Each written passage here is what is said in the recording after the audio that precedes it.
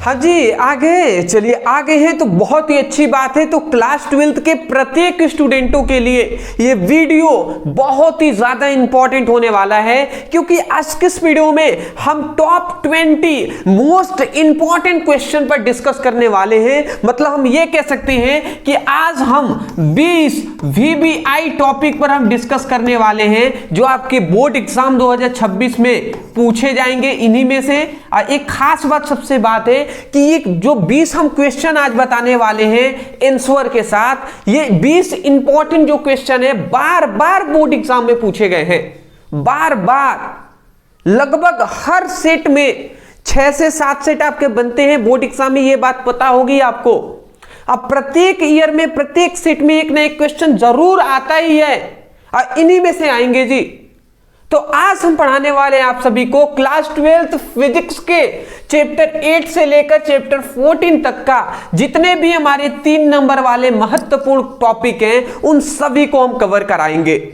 मैं आपको बता दूं, अगर आपने इससे पहले के चैप्टर 1 से 7 तक का वीडियो नहीं देखे हैं तो डिस्क्रिप्शन बॉक्स में हमने लिंक दे दिया है, उस पर क्लिक करके आप जाकर उसको देख सकते हैं। फिलहाल चलिए आज हम जान लेते हैं चैप्टर 8 से लेकर चैप्टर 14, मतलब 7 चैप्टरों के मिलाकर 3 नंबर वाले सभी महत्वपूर्ण प्रश्न उत्तर।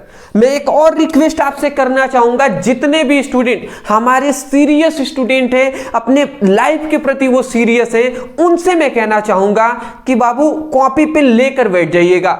इस प्रकार देखिए, जो भी कर रहे हैं तो थोड़ा सीरियस होकर करिए। देखिए, हम ऐसे ही कुछ भी नहीं प्रोवाइड करते, हम आपके लिए बहुत ही मेहनत करते हैं। सुबह से हम लगे हुए हैं, सुबह से हमने पूरी तरीके से पूरा पेपर जो प्रीवियस ईयर क्वेश्चन को खंगाल कर ये हमने 20 आपके लिए इंपॉर्टेंट टॉपिक तैयार किए हैं चैप्टर 8 से 14 तक का। उसके बाद इसका हम पूरा तरीके से अच्छे से इसको नोट्स बनाते हैं इसका। इसी प्रकार आपको भी नोट्स बनाना है, 4-5 पेज निकाल लीजिए, पिंच आउट कर लीजिए और एक एक टॉपिक समझते जाइएगा, नोट डाउन करते हुए चलना है। जो सीरियस है उनके भी मैं कह रहा हूं, अदरवाइज जिनको भैया इधर कूद के पढ़ना है, कभी इधर कूद के पढ़ना है, तो पढ़ते रहिए। ऐसे ही पढ़ते भी रहेंगे, पढ़ते पढ़ते निकल जाएगा क्लास 12। तो इसलिए मैं रिक्वेस्ट कर रहा हूं कि जितने भी हैं सीरियस होकर नोट्स बनाते हुए चलेंगे और अपना कॉपी पेन लेकर बैठिएगा। चलिए, हमारा पहला इंपॉर्टेंट क्वेश्चन आता है, मैं यहां पे बता दूं। पहला हमारा क्वेश्चन है, विद्युत चुंबकीय स्पेक्ट्रम के मुख्य भागों को उनके तरंगदैर्घ्य के साथ लिखिए तथा उनका उपयोग लिखिए। तो यहां पे हमसे क्या पूछा गया है, सबसे पहली बात कि विद्युत चुंबकीय स्पेक्ट्रम के मुख्य भागों को उनके तरंगदैर्घ्य के साथ लिखना है। मतलब विद्युत चुंबकीय स्पेक्ट्रम है, उनके जितने भी मुख्य भाग हैं उसका तरंगदैर्घ्य आपको लिखना है कि उसका तरंगदैर्घ्य का रेंज कितना है, तरंगदैर्घ्य का परिसर कितना है, यही हमें बताना है। तो देखिए यहां पे हमने लिख दिया है, क्या लिखा हुआ है, ध्यान से एक एक पॉइंट्स को समझेंगे, समझ में आता जाएगा। देखिए यहां पे हमने क्या लिखा है, सबसे पहले हमने लिखा है कि विद्युत चुंबकीय स्पेक्ट्रम के मुख्य भाग और उनकी तरंगदैर्घ्य सीमाएं। मुख्य विद्युत चुंबकीय तरंगे कौन कौन सी होती है, 7 तरंगों से मिलकर विद्युत चुंबकीय स्पेक्ट्रम बना होता है। कितने, 7 तरंगों से मिलकर। अब वही 7 हमारे विद्युत चुंबकीय तरंगे, विद्युत चुंबकीय स्पेक्ट्रम के 7 मुख्य भाग हैं। इनका तरंगदैर्घ्य हमने लिखा हुआ है, तरंगदैर्घ्य परिसर कितना सा है, इतना से इतना तक। तो यही आपको लिखना है। कह रहा था ना कि मुख्य भागों को उनके तरंगदैर्घ्य के साथ लिखिए, तो तरंगदैर्घ्य परिसर हमने लिख दिया है। जैसे पहला हमारा आ जाता है कौन सा, विद्युत चुंबकीय स्पेक्ट्रम का पहला महत्वपूर्ण भाग कौन है, रेडियो तरंगे। इसका तरंगदैर्घ्य परिसर लगभग 10⁻³ मीटर से 10⁻⁻1 मीटर तक होता है। क्या तरंगदैर्घ्य परिसर बता रहे हैं कि इनके बीच में जितने भी तरंगदैर्घ्य आएंगे उसका तरंगदैर्घ्य जो वो कौन सा तरंग होगा, रेडियो तरंगे। मतलब कोई ऐसा तरंग है जिसका तरंगदैर्घ्य जो परिसर है वो 10⁻³ से 10⁻1 मीटर के बीच में जितनी भी तरंगे होंगी उन तरंगों का नाम हम क्या देंगे, रेडियो तरंगे। फिर दूसरा बात यहाँ पे बताया गया माइक्रोवेव, मतलब माइक्रो तरंगे। तो जिन तरंगों का तरंगदैर्घ्य परिसर 10⁻⁻1 मीटर से 10⁻³ मीटर के बीच में होगा, उन सभी को हम माइक्रो तरंगे कहेंगे। यह तरंगदैर्घ्य परिसर है। अगला जो अवरक्त, यहाँ पे हमने क्या बताया है, ये इंटरफेरेड किरण है, इसको अवरक्त किरण कहते हैं। तो अवरक्त किरण का तरंगदैर्घ्य परिसर 10⁻³ मीटर से 7 × 10⁻⁷ मीटर होता है। तो ये सब याद करना है। चौथा आपको याद रखना है दृश्य प्रकाश। दृश्य प्रकाश का तरंगदैर्घ्य परिसर कितना होता है? दृश्य किरण कहें, प्रकाश कहें या तरंग कहें, तीनों बात एक ही है, इससे कंफ्यूजन में नहीं होना है। तो दृश्य किरण या दृश्य प्रकाश का तरंगदैर्घ्य परिसर 7 × 10⁻⁷ मीटर से 4 × 10⁻⁷ मीटर होता है। और ये हमारा लाल रंग अब बैगनी रंग तक जाता है इसका दृश्य विकिरण। चलिए अगला आता है परावैंगनिक किरणों का तरंगदैर्घ्य परिसर कितना होता है? लगभग 4 × 10⁻⁷ मीटर से 10⁸ मीटर तक होता है। अगला हमारा आता है एक्स किरण का तरंगदैर्घ्य परिसर होता है, वो लगभग 10⁻⁸ मीटर से 10⁻11 मीटर तक होता है। अगला हमारा आता है गामा किरणों का तरंगदैर्घ्य परिसर 10⁻11 मीटर से 10⁻14 मीटर या उससे भी कम होता है। ये बात आपको याद रखना है। देखिए यहाँ पे हमसे दो चीजें पूछा गया था। एक हमसे पूछा गया था विद्युत चुंबकीय स्पेक्ट्रम के मुख्य भागों को उनकी तरंगदैर्घ्य के साथ लिखिए। तो तरंगदैर्घ्य जो विद्युत चुंबकीय स्पेक्ट्रम के मुख्य भाग ये 7 हैं, इनका तरंगदैर्घ्य के साथ लिखना था। तो तरंगदैर्घ्य परिसर हमने यहाँ पे सबको लिख दिया है। आपको क्या करना है, यही हमें लिख देना है। बार बार ये क्वेश्चन पूछा गया इसीलिए हमने यहाँ पर करा दिया है, ठीक है ना। आप एक बार स्क्रीनशॉट ले लीजिए, जरूर याद कर लीजिएगा। एक और चीज मैं यहाँ पे कहना चाहूंगा, जैसे यहाँ पे ऐसे क्वेश्चन पूछ लेता है छोटे में, 2 नंबर में, 1 नंबर में भी क्वेश्चन पूछता है कि एक्स किरण किसे कहते हैं। तो आप एक्स किरण का मतलब क्या कहेंगे कि ऐसी प्रकाश किरणें जिसका तरंगदैर्घ्य परिसर 10⁻⁸ मीटर से 10⁻11 मीटर होता है, तो उस किरण को हम एक्स किरण कहते हैं। ऐसे ही कोई अगर पूछ लेगा कि माइक्रो तरंगे या माइक्रोवेव क्या होते हैं, तो आप क्या कहेंगे? वे तरंगे जिनका तरंगदैर्घ्य परिसर 10⁻⁻1 मीटर से 10⁻³ मीटर के बीच में होता है, तो उन तरंगों को माइक्रो तरंगे कहते हैं। समझ रहे हैं? तो इस तरीके से परिभाषा भी इससे आपको याद हो जाएगा। और इस तरीके से याद रखिएगा सभी का तरंगदैर्घ्य परिसर कितना होता है।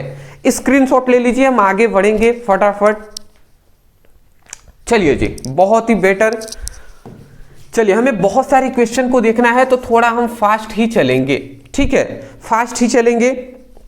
यहाँ पे और एक बात यहाँ पे कह दूं कि इसमें हमें लिखा गया है तथा इसका उपयोग भी लिखिए। मतलब माइक्रोवेव तरंगों का उपयोग लिखना था, फिर अवरक्त किरणों का, रेडियो तरंग, इन सभी का उपयोग लिखना था।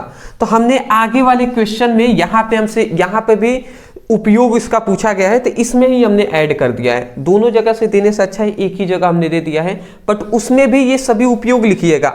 जैसे रेडियो तरंगों का क्या उपयोग होता है रेडियो और टीवी संचार में, तो ये उपयोग कहाँ पर लिखेंगे? जो हमारा रेडियो तरंग है तो इसके नीचे उपयोग डालकर फिर लिख दीजिएगा रेडियो में और टीवी संचार में इसका उपयोग होता है। समझ रहे हैं ना, क्योंकि उपयोग भी यहाँ पे लिखा गया है, तो लिखना है इसीलिए हम बता दे रहे हैं। नोट्स बना रहे हैं उनके लिए है। दूसरा हमारा क्वेश्चन आता है, और ये मैं कह रहा हूं कि 2015 से लेकर और लगातार ये कंसिस्टेंट 2025 तक ये क्वेश्चन पूछा गया है, लगातार। समझ सकते हैं आप। तो क्या कह रहा है क्वेश्चन में, समझिएगा। विद्युत चुंबकीय तरंगों के स्पेक्ट्रम को, स्पेक्ट्रम मतलब होता है कि 7 तरंगे, रेडियो तरंगे हो गए, माइक्रो तरंगे, अवरक्त किरणें, ठीक है, ये सब परावैंगनिक किरणें हैं, ये सब 7 तरंगों को मिलाकर जो अभी हमने यहाँ पे दिखाया है, रेडियो तरंगे, माइक्रो तरंगे, इंटरफेरेंट किरणें, फिर दृश्य प्रकाश, परावैंगनिक किरणें, एक्स किरणें, गामा किरणें, इन सभी से मिलकर जो किरण होता है उसी को हम स्पेक्ट्रम कहते हैं। इन्हीं सभी से मिलकर जो बना होता है उसी को विद्युत चुंबकीय स्पेक्ट्रम कहते हैं। स्पेक्ट्रम का मतलब ये सब 7 किरणें। तो विद्युत चुंबकीय तरंगों के स्पेक्ट्रम की आवृत्ति के, ध्यान से समझेंगे, आवृत्ति के बढ़ते हुए क्रम में लिखिए।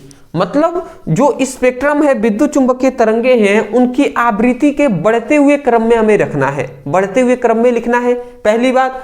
उसके बाद इस स्पेक्ट्रम के विभिन्न क्षेत्रों में उपयोगिता का अत्यंत संक्षेप में विवेचना कीजिए। देखिए, घुमाकर क्वेश्चन पूछा जाता है, समझना पड़ता है। यहाँ पे पहली बात, विद्युत चुंबकीय स्पेक्ट्रम की आवृत्ति के बढ़ते हुए क्रम में बता देना है, और इस स्पेक्ट्रम के हमें उपयोग भी बताना है। स्पेक्ट्रम के विभिन्न जो क्षेत्र हैं, क्षेत्र मतलब यही किरणें हैं, इनका उपयोग बताना है। इसी प्रकार सिंपल में हमें क्वेश्चन नहीं पूछता, क्योंकि हमें कंफ्यूजन मतलब जानबूझ कर किया जाता है। तो ये हमारा कहने का मतलब है कि आवृत्ति लिखिए और उसका उपयोग लिखिए।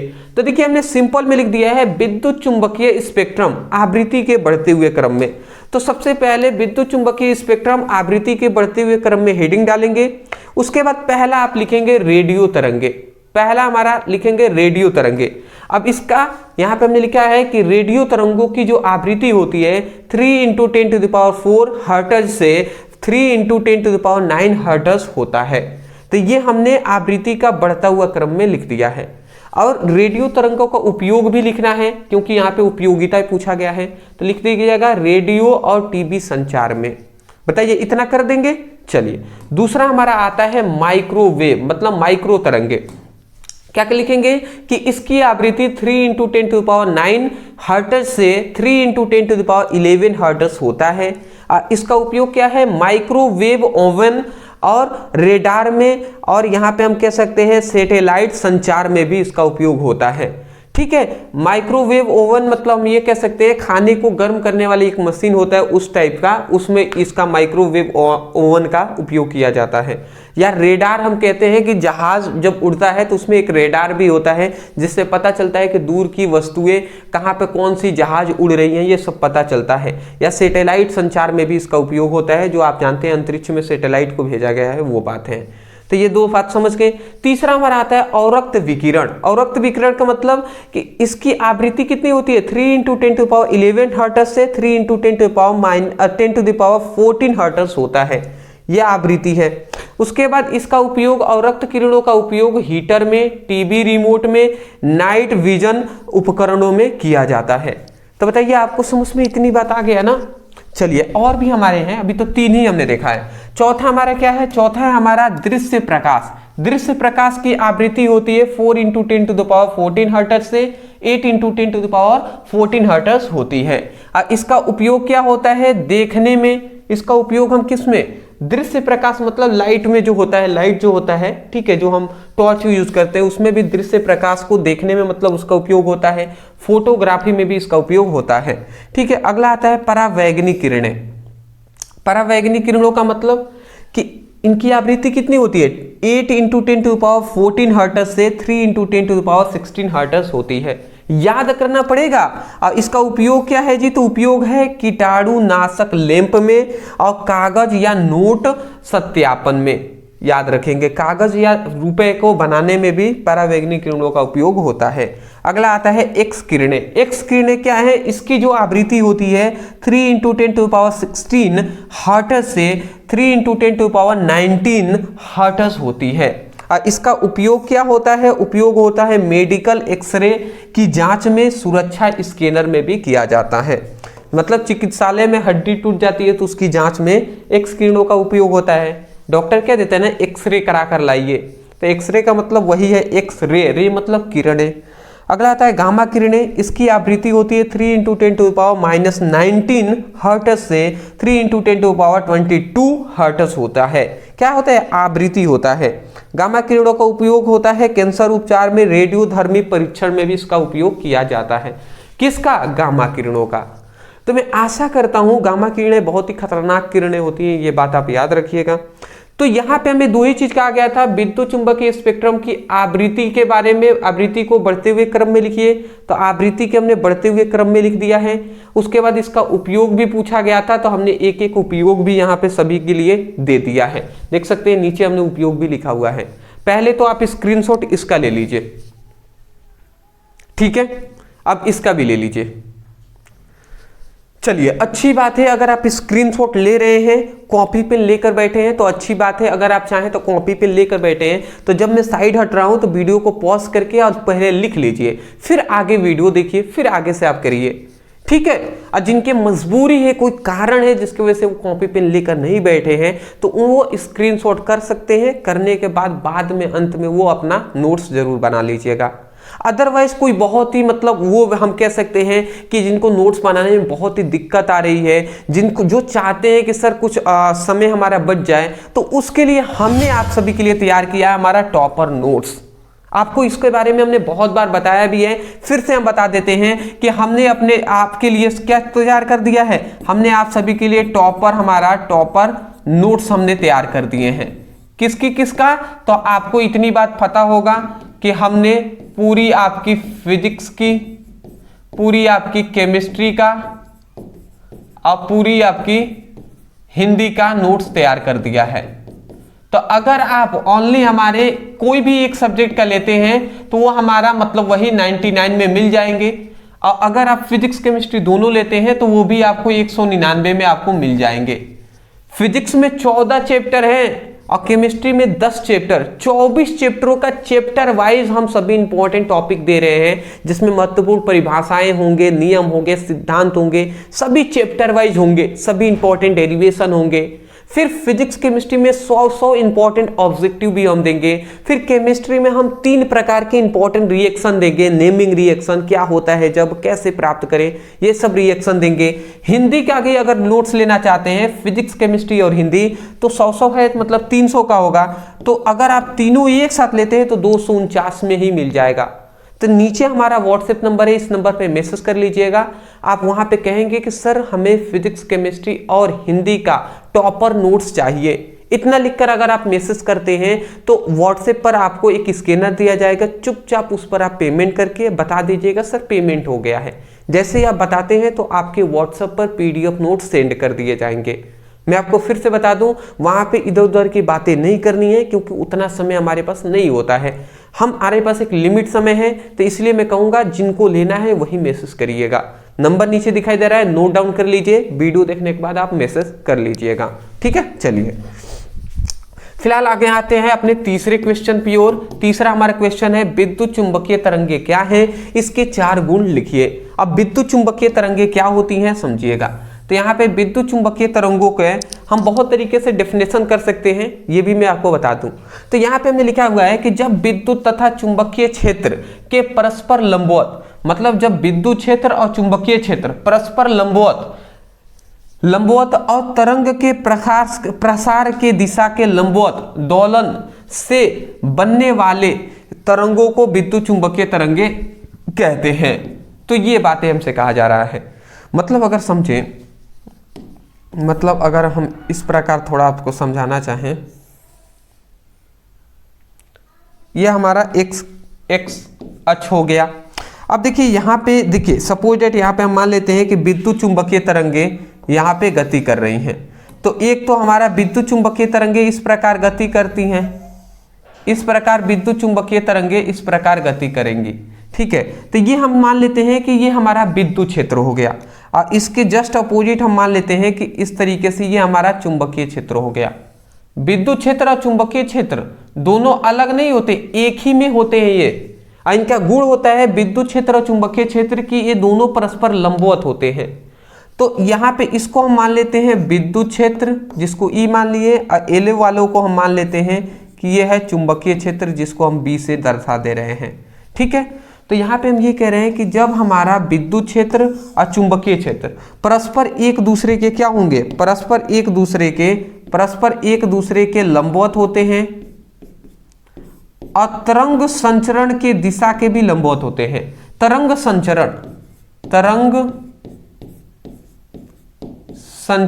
संचरण मतलब वही प्रसार कहें या संचरण कहें, मतलब तरंगों का जो गति करने की दिशा है।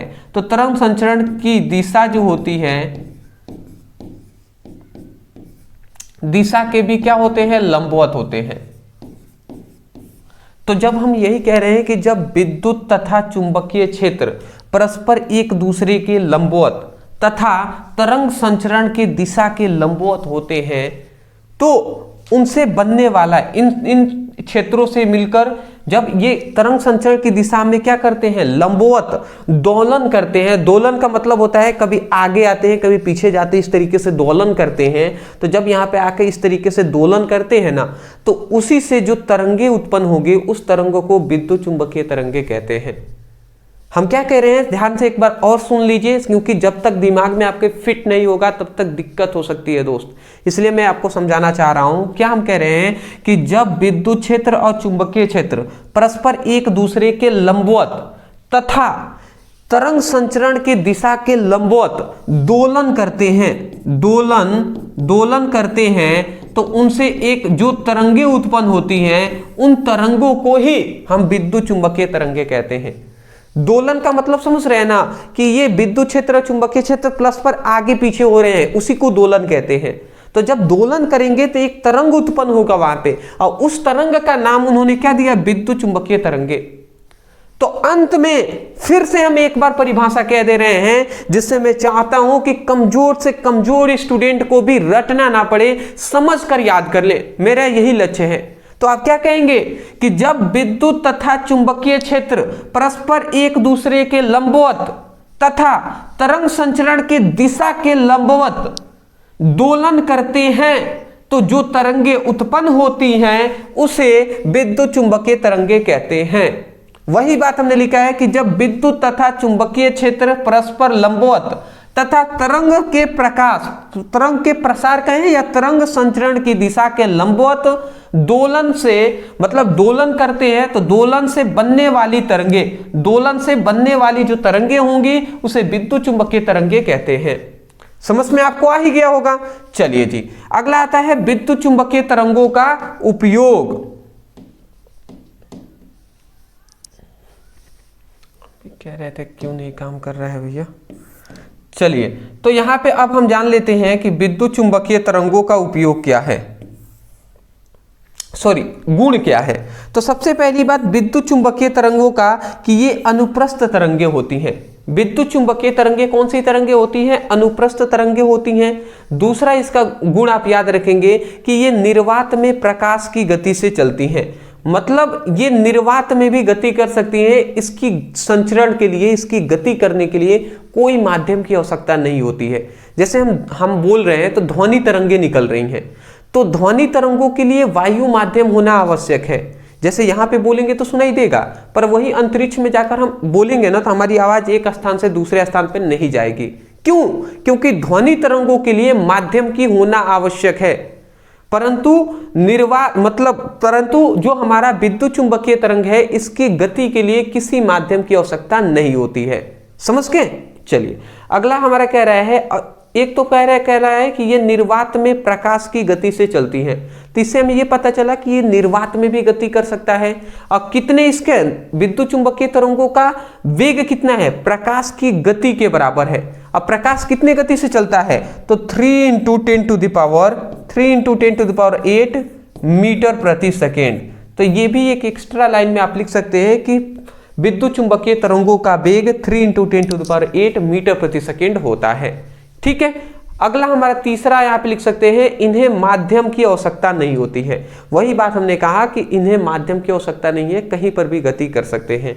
अगला यहाँ पे चौथा कह रहा है कि इनमें विद्युत तथा चुंबकीय दोनों क्षेत्र पाए जाते हैं। बिल्कुल सही बात है जी, विद्युत क्षेत्र और चुंबकीय क्षेत्र दोनों से मिलकर ही तो ये तरंगे बनाए हैं ना, विद्युत चुंबकीय तरंगे।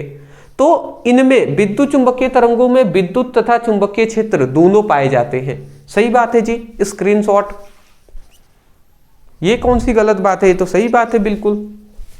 नेक्स्ट हमारा आता है चौथा हमारा इंपॉर्टेंट क्वेश्चन आता है कि सूक्ष्म तरंगों के किन्हीं दो उपयोग लिखिए। सूक्ष्म तरंगे, तो सूक्ष्म तरंगों के दो उपयोग हमें लिखना है। तो पहला उपयोग क्या है दोस्त, पहला उपयोग है खाद्य पदार्थ गर्म करने में। खाद्य पदार्थ जो खाने वाली वस्तुएं हैं उन सभी को गर्म करने में भी इसका उपयोग होता है सूक्ष्म तरंगों का। जैसे माइक्रोवेव ओवन से भोजन जल्दी गर्म करने के लिए। जाहिर सी बात है कि मतलब एक उपकरण है जिसमें माइक्रो तरंगों का उपयोग से हम खाने को जल्द से जल्द गर्म कर देते हैं। ठीक है ना, तो ये इसका उपयोग है। दूसरा बात, रेडार और सैटेलाइट संचार में भी सूक्ष्म तरंगों का उपयोग होता है। जैसे विमान में, मतलब जहाजों में मौसम पूर्व अनुमान में, मौसम का पता लगाने में पहले क्या होने वाला है। सैटेलाइट से संचार के लिए भी इसका सूक्ष्म तरंगों का उपयोग करना होता है।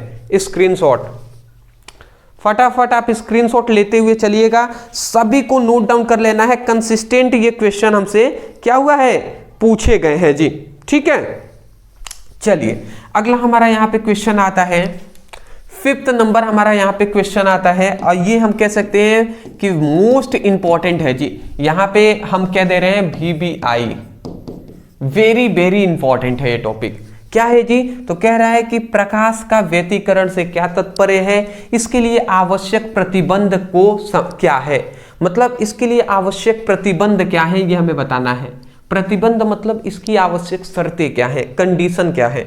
तो चलिए सबसे पहले हम ये जानते हैं प्रकाश का व्यतिकरण किसे कहते हैं। तो यहां पे हमने परिभाषा क्या लिखा हुआ है समझिएगा। कह रहा है कि जब दो या दो से अधिक समान आवृत्ति की तरंगें समान दिशा में अध्यारोपित होती हैं तो यह घटना ही प्रकाश का व्यतिकरण कहलाता है। मतलब अगर हम यहां पे कहें कि देखिए ये आप थोड़ा सा अगर फिगर से आप समझें,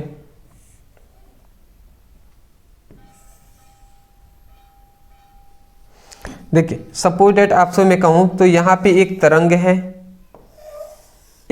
है, तो ये इस प्रकार गति कर रहा है। सपोज दैट ये कोई तरंग है जो इस प्रकार गति कर रहा है, दूसरा एक और तरंग है जो इस प्रकार गति कर रहा है, इस प्रकार गति कर रहा है। तो हम ये कह रहे हैं कि देखिए यहां पे तो दो तरंगे आपको दिखाई दे रहे हैं। यहां पे कितने तरंगे आपको दिखाई दे रहे हैं? तो यहां पे दो ही तरंग अभी दिखाई दे रहे हैं। यहां पे ये कह रहा है कि जब दो तरंगे या दो से अधिक भी हो सकती हैं, तो जब दो या दो से अधिक, ये तरंगों का दो गुण यहां पे कहा गया है। सबसे पहली बात कि आवृत्ति जो होना चाहिए, दोनों तरंगों की आवृत्ति जो होना चाहिए वो समान होनी चाहिए, और दोनों तरंगों की जो दिशा होनी चाहिए गति करने की वो भी समान होनी चाहिए। देखिए इन दोनों की दिशाएं इसी ओर है ना।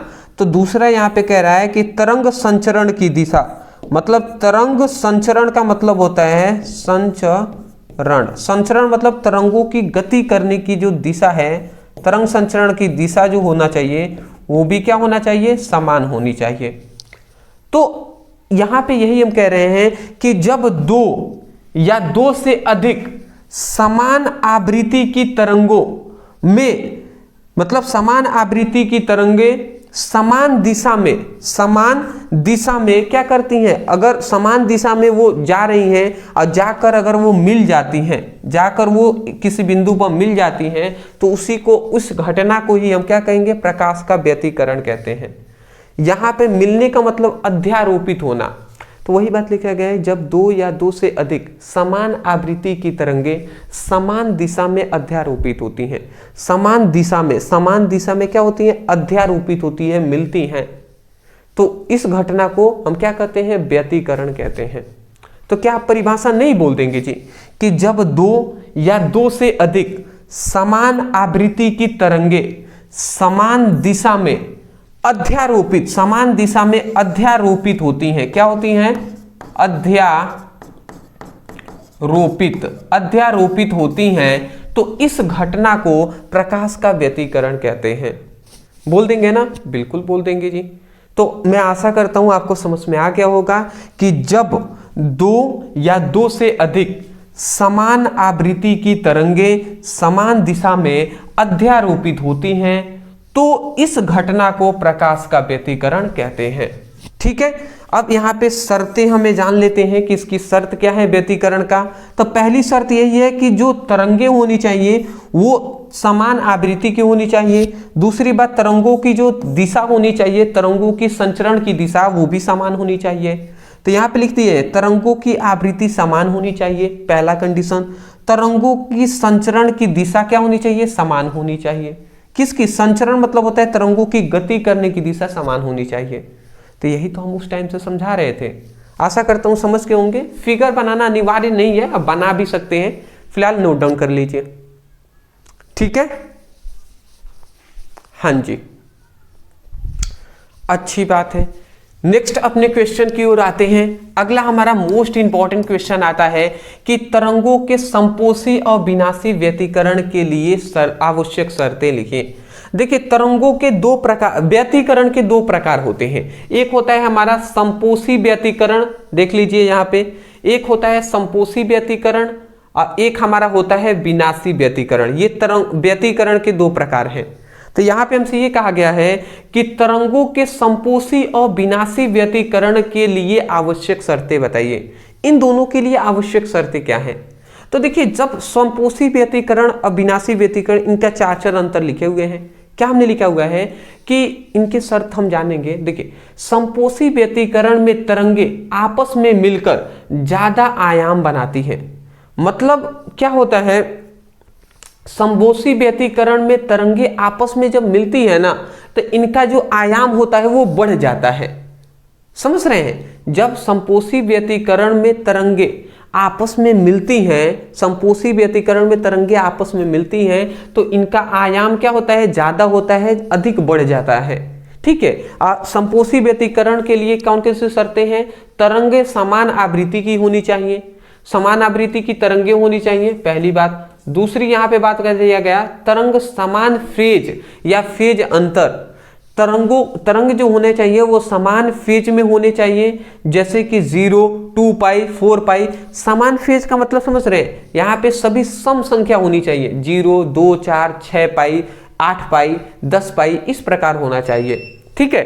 अगला यहाँ पे क्या जा रहा है कि संपोषी व्यतिकरण में मार्ग अंतर जो होता है, ठीक है, पथ डिफरेंस जो होता है वो n पाई हो, जहां पर n क्या है, n पूर्णांक है, 0, 1, 2, 3, 4, 5 इस तरीके से नंबर है, और यहाँ पे लेमडा क्या है, तरंग दैर्घ्य है। ठीक है। तो मार्ग अंतर निकालना है तो n पाई से हम निकालेंगे। और स्रोत समरूप क्या है, स्रोत जो होना चाहिए वो समरूप होना चाहिए, एक समान होना चाहिए। संपोषी व्यतिकरण के जो स्रोत होना चाहिए जहां से तरंगे निकल रही हैं वो समरूप होना चाहिए, समान होनी चाहिए। एक एक करके इन दोनों में तुलना करके याद कर लीजिएगा। जैसे संपोषी व्यतिकरण में समान आवृत्ति होनी चाहिए, तो दोनों में व्यतिकरण में तो समान आवृत्ति होनी ही चाहिए और दिशाएं भी समान होनी चाहिए, इसलिए हमने यहाँ पे भी लिख दिया है तरंगे समान आवृत्ति की होनी चाहिए। परंतु इसमें एक चीज याद रखेंगे, संपोषी व्यतिकरण में तरंग आपस में मिलती हैं तो ज्यादा आयाम बनाती हैं, आयाम बढ़ जाता है। परंतु विनाशी व्यतिकरण में तरंगे आपस में मिलती हैं तो आयाम क्या हो जाता है, घट जाता है। ठीक है, या शून्य कर देता है, शून्य हो जाता है। ठीक है, ये बात आप याद रखेंगे। विनाशी व्यतिकरण की शर्तें क्या है, तरंगे समान आवृत्ति की होनी चाहिए। दूसरा यहाँ पे याद रखेंगे, तरंगे विपरीत फेज में हो, जैसे कि फेज अंतर हो, जैसे पाई हो, 3 पाई हो, 5 पाई हो, 7 पाई हो, मतलब विषम संख्या यहाँ पे होनी चाहिए फेज अंतर की जगह पर। अगला यहाँ पे कह रहा है कि मार्ग अंतर जो होना चाहिए वो 2n+1 इंटू क्या है, इंटू λ/2 होना चाहिए। मतलब यहाँ पे n क्या है, पूर्णांक है, और यहाँ पे लेमडा क्या है, तरंगदैर्घ्य है। तो मार्ग अंतर निकालने के लिए ये फॉर्मूला हमें लगाना पड़ेगा। और स्रोत समरूप होना चाहिए दोनों में, इनमें भी स्रोत समरूप, इसमें भी स्रोत समरूप होना चाहिए। देखिए, इसमें ज़्यादा कुछ नहीं है, मैं इतना कहूँगा, अंतर है, आपको याद करने की आवश्यकता है, याद करना पड़ेगा। कुछ चीज़ें होती हैं दोस्त जिस पर अब ज़्यादा हम डीप में जाएंगे तो उससे कोई फ़ायदा नहीं है, समय हमारे पास जो चला गया डीप में पढ़ाई करने का।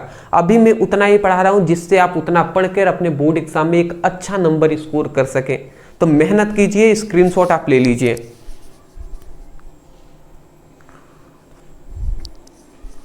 नेक्स्ट अगला हमारा आता है 7th नंबर क्वेश्चन, हमारा आता है प्रकाशिक पथ। अब प्रकाशिक पथ किसे कहते हैं, तो यहाँ पे हमने बहुत ही सिंपल सा लिखा हुआ है प्रकाशिक पथ। तो प्रकाश किसी माध्यम से गुजरता है, ध्यान से समझेंगे, जब प्रकाश किसी माध्यम से क्या होता है, गुजरता है, तो उसके मार्ग की लंबाई, मान लेते हैं प्रकाश किसी माध्यम से गुजर रहा है, इस तरीके से जा रहा है, तो उसके मार्ग की लंबाई और माध्यम का अपवर्तनांक दोनों मिलाकर जो गुणात्मक दूरी बनती है उसी को हम प्रकाशिक पथ कहते हैं। ये बात आपको याद रखना है। ठीक है, मतलब सिंपल सी बात है कि जब कोई भी प्रकाश किसी माध्यम से गुजरता है तो उसकी मार्ग की लंबाई कितनी है, उसकी मार्ग की जो लंबाई है वो जिस माध्यम में वो गति कर रहा है उसका अपवर्तनांक, इन दोनों से गुणा कराते हैं तो हमें क्या मिल जाता है, प्रकाशिक पथ मिल जाता है। तो इसलिए प्रकाशिक पथ का एक फॉर्मूला होता है हमारे पास, प्रकाशिक पथ का फॉर्मूला होता है n×l। तो ये बात आप याद रखिएगा। ठीक है। प्रकाशित पथ equal to n into L होता है, जहां पे l क्या है, पथ की लंबाई है, n क्या है, प्रकाश का माध्यम का अपवर्तनांक है। तो यहाँ पे मैं लिख भी दे रहा हूं, देखिए क्या है, जहां पर n क्या है, तो n है हमारा माध्यम का अपवर्तनांक,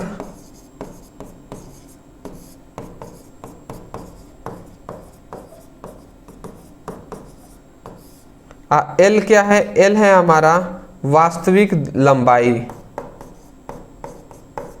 वास्तविक लंबाई या हम कह सकते हैं दूरी।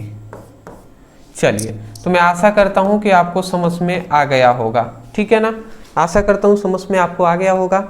एक और चीज मैं बता दूं, क्या बताना था, हाँ जी, वास्तविक यहाँ पे माध्यम का अपवर्तनांक समझ रहे हैं ना, जैसे वायु माध्यम है तो वायु माध्यम का अपवर्तनांक क्या होगा, जल में प्रकाश गति कर रहा है तो जल माध्यम का अपवर्तनांक क्या होगा, ये बातें यहाँ पे है।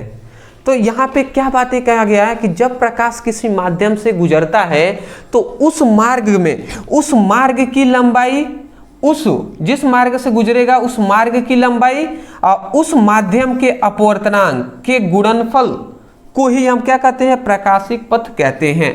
आशा करता हूं समझ गए होंगे, स्क्रीनशॉट ले लीजिए, छोटा सा टॉपिक था बट पूछा गया है हमसे तो इसलिए हमने करा दिया, वो भी 2025 में ये क्वेश्चन पूछा गया था। अगला कह रहे हैं प्रकाश के ध्रुवण से क्या तात्पर्य है, पोलराइड का सिद्धांत तथा दो उपयोग लिखिए। देखिए यहाँ पे 3 क्वेश्चन हमें पूछा गया है, 3 क्वेश्चन और 3 नंबर का एक ही में मिलाकर पूछ दिया गया है। पहला हमसे पूछा गया है प्रकाश का ध्रुवण से क्या तात्पर्य है, प्रकाश के ध्रुवण, तो पहले ध्रुवण को समझ लेते हैं।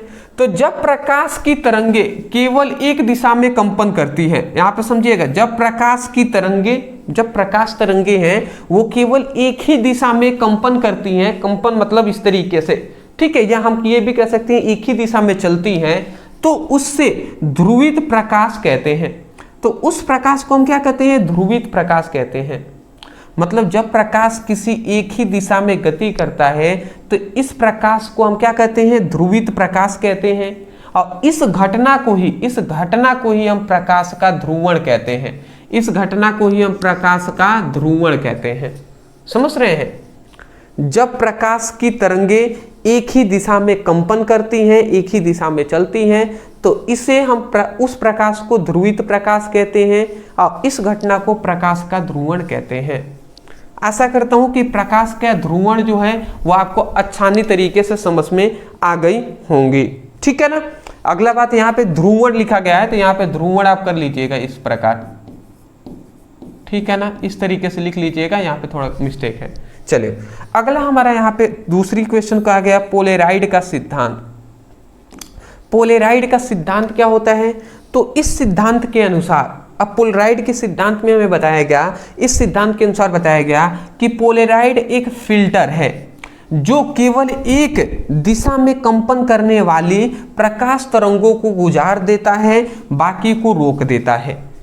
मतलब क्या है कि पोलराइड का सिद्धांत में हमें यही बात बताया गया कि पोलराइड क्या है, एक प्रकार का इस तरीके से एक क्या है, फिल्टर है, ठीक है, देख लीजिए, एक तरीके का इस तरीके से हम कह सकते हैं, एक तरीके का ये एक फिल्टर है, जिसमें क्या यहाँ पे कहा गया, पोलराइड के सिद्धांत के अनुसार, हमें इस सिद्धांत के अनुसार यही बताया गया कि पोलराइड क्या है, एक फिल्टर है। पोलराइड क्या है, पोलराइड एक फिल्टर है जो केवल एक दिशा में कंपन करने वाली प्रकाश तरंगों को गुजार देता है, जो केवल एक ही दिशा में गति कर रही हैं तो उनको क्या कर देते हैं, उनको गुजार देगा, इसमें से इस तरीके से निकाल देगा। समझ रहे हैं, इस तरीके से वो गुजर जाएगा, निकल जाएगा, परंतु बाकी को रोक देता है। परंतु जो तरंगे एकदम बिल्कुल सीधा ही चल रही हैं वो मुड़ेंगी नहीं, तो वो यहाँ पे आकर टकरा जाएंगी, तो वो यहाँ से कहाँ निकल पाएंगे।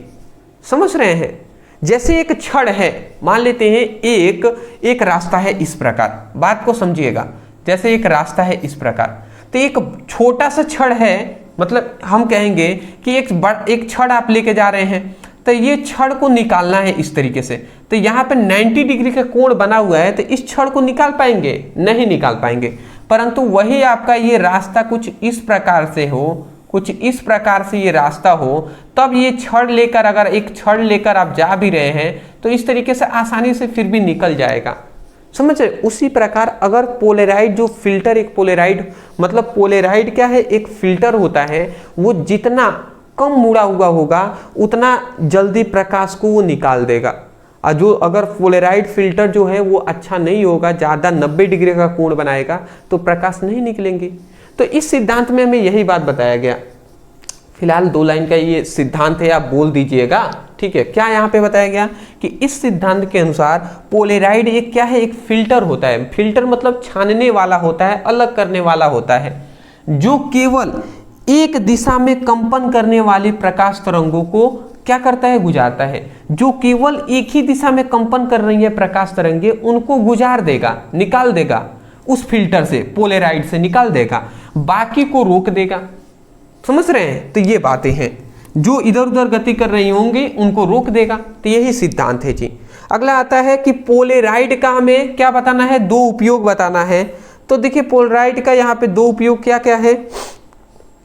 पहला यहाँ पे है धूप में चश्मा, मतलब धूप के चश्मे में भी किया जाता है, जैसे परावर्तित रोशनी कम करने के लिए जो हमारा पोलेराइड का उपयोग करते हैं, किसमें, धूप वाले चश्मे में उपयोग किया जाता है, जिससे जो परावर्तित जो रोशनी होती है उसको कम कर देता है। ये कौन, पोलेराइड। दूसरा यहाँ पे कह रहा है फोटोग्राफी और वैज्ञानिक उपकरणों में भी किया जाता है, मतलब परावर्तन और चमक नियंत्रित करने के लिए। सिंपल सा ये कहें तो पोलेराइड का उपयोग एक तो धूप वाले चश्मे जो बनाने में भी किया जाता है, फोटोग्राफी में भी किया जाता है, और वैज्ञानिक उपकरणों में, वैज्ञानिकों द्वारा बनाए गए बहुत सारे ऐसे मशीन हैं उनमें भी पोलेराइड का उपयोग किया जाता है। ज़्यादा बात नहीं करेंगे, स्क्रीनशॉट लीजिए, आगे बढ़ेंगे। इधर उधर की बातें करना फायदेमंद नहीं है।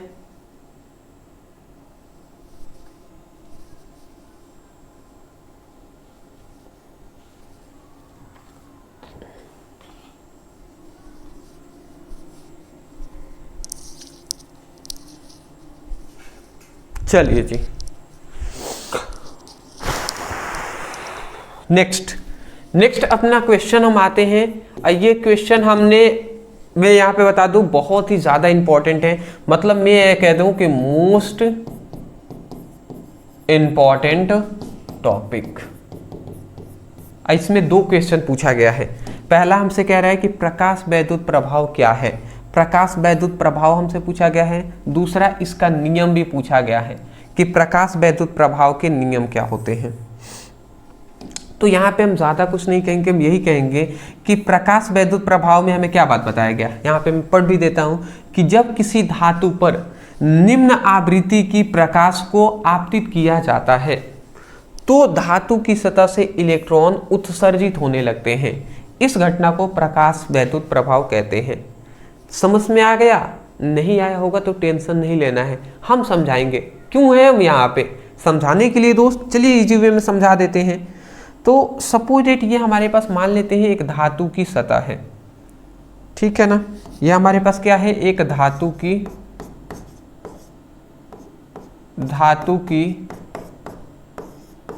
सतह है। तो ये हमारे पास एक धातु की सतह है। तो जब किसी धातु की सतह पर निम्न आवृत्ति की प्रकाश को हम आपतित कराते हैं, क्या हम कराते हैं, निम्न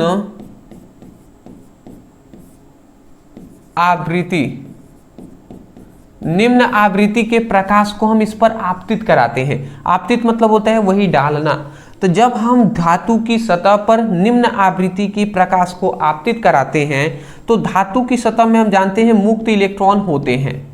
तो इसमें से क्या होता है, इसमें से धातु की सतह से जो क्या होता है, धातु की सतह से मुक्त इलेक्ट्रॉन निकलने लगते हैं। क्या होते हैं, मुक्त इलेक्ट्रॉन निकलने लगते हैं, ठीक है। तो इसी घटना को प्रकाश वैद्युत प्रभाव कहते हैं। क्या हमने कहा, हमने यही कहा कि जब किसी धातु की सतह पर निम्न आवृत्ति के प्रकाश को आपतित किया जाता है तो धातु की सतह से इलेक्ट्रॉन निकलने लगते हैं। इस घटना को प्रकाश वैद्युत प्रभाव कहते हैं।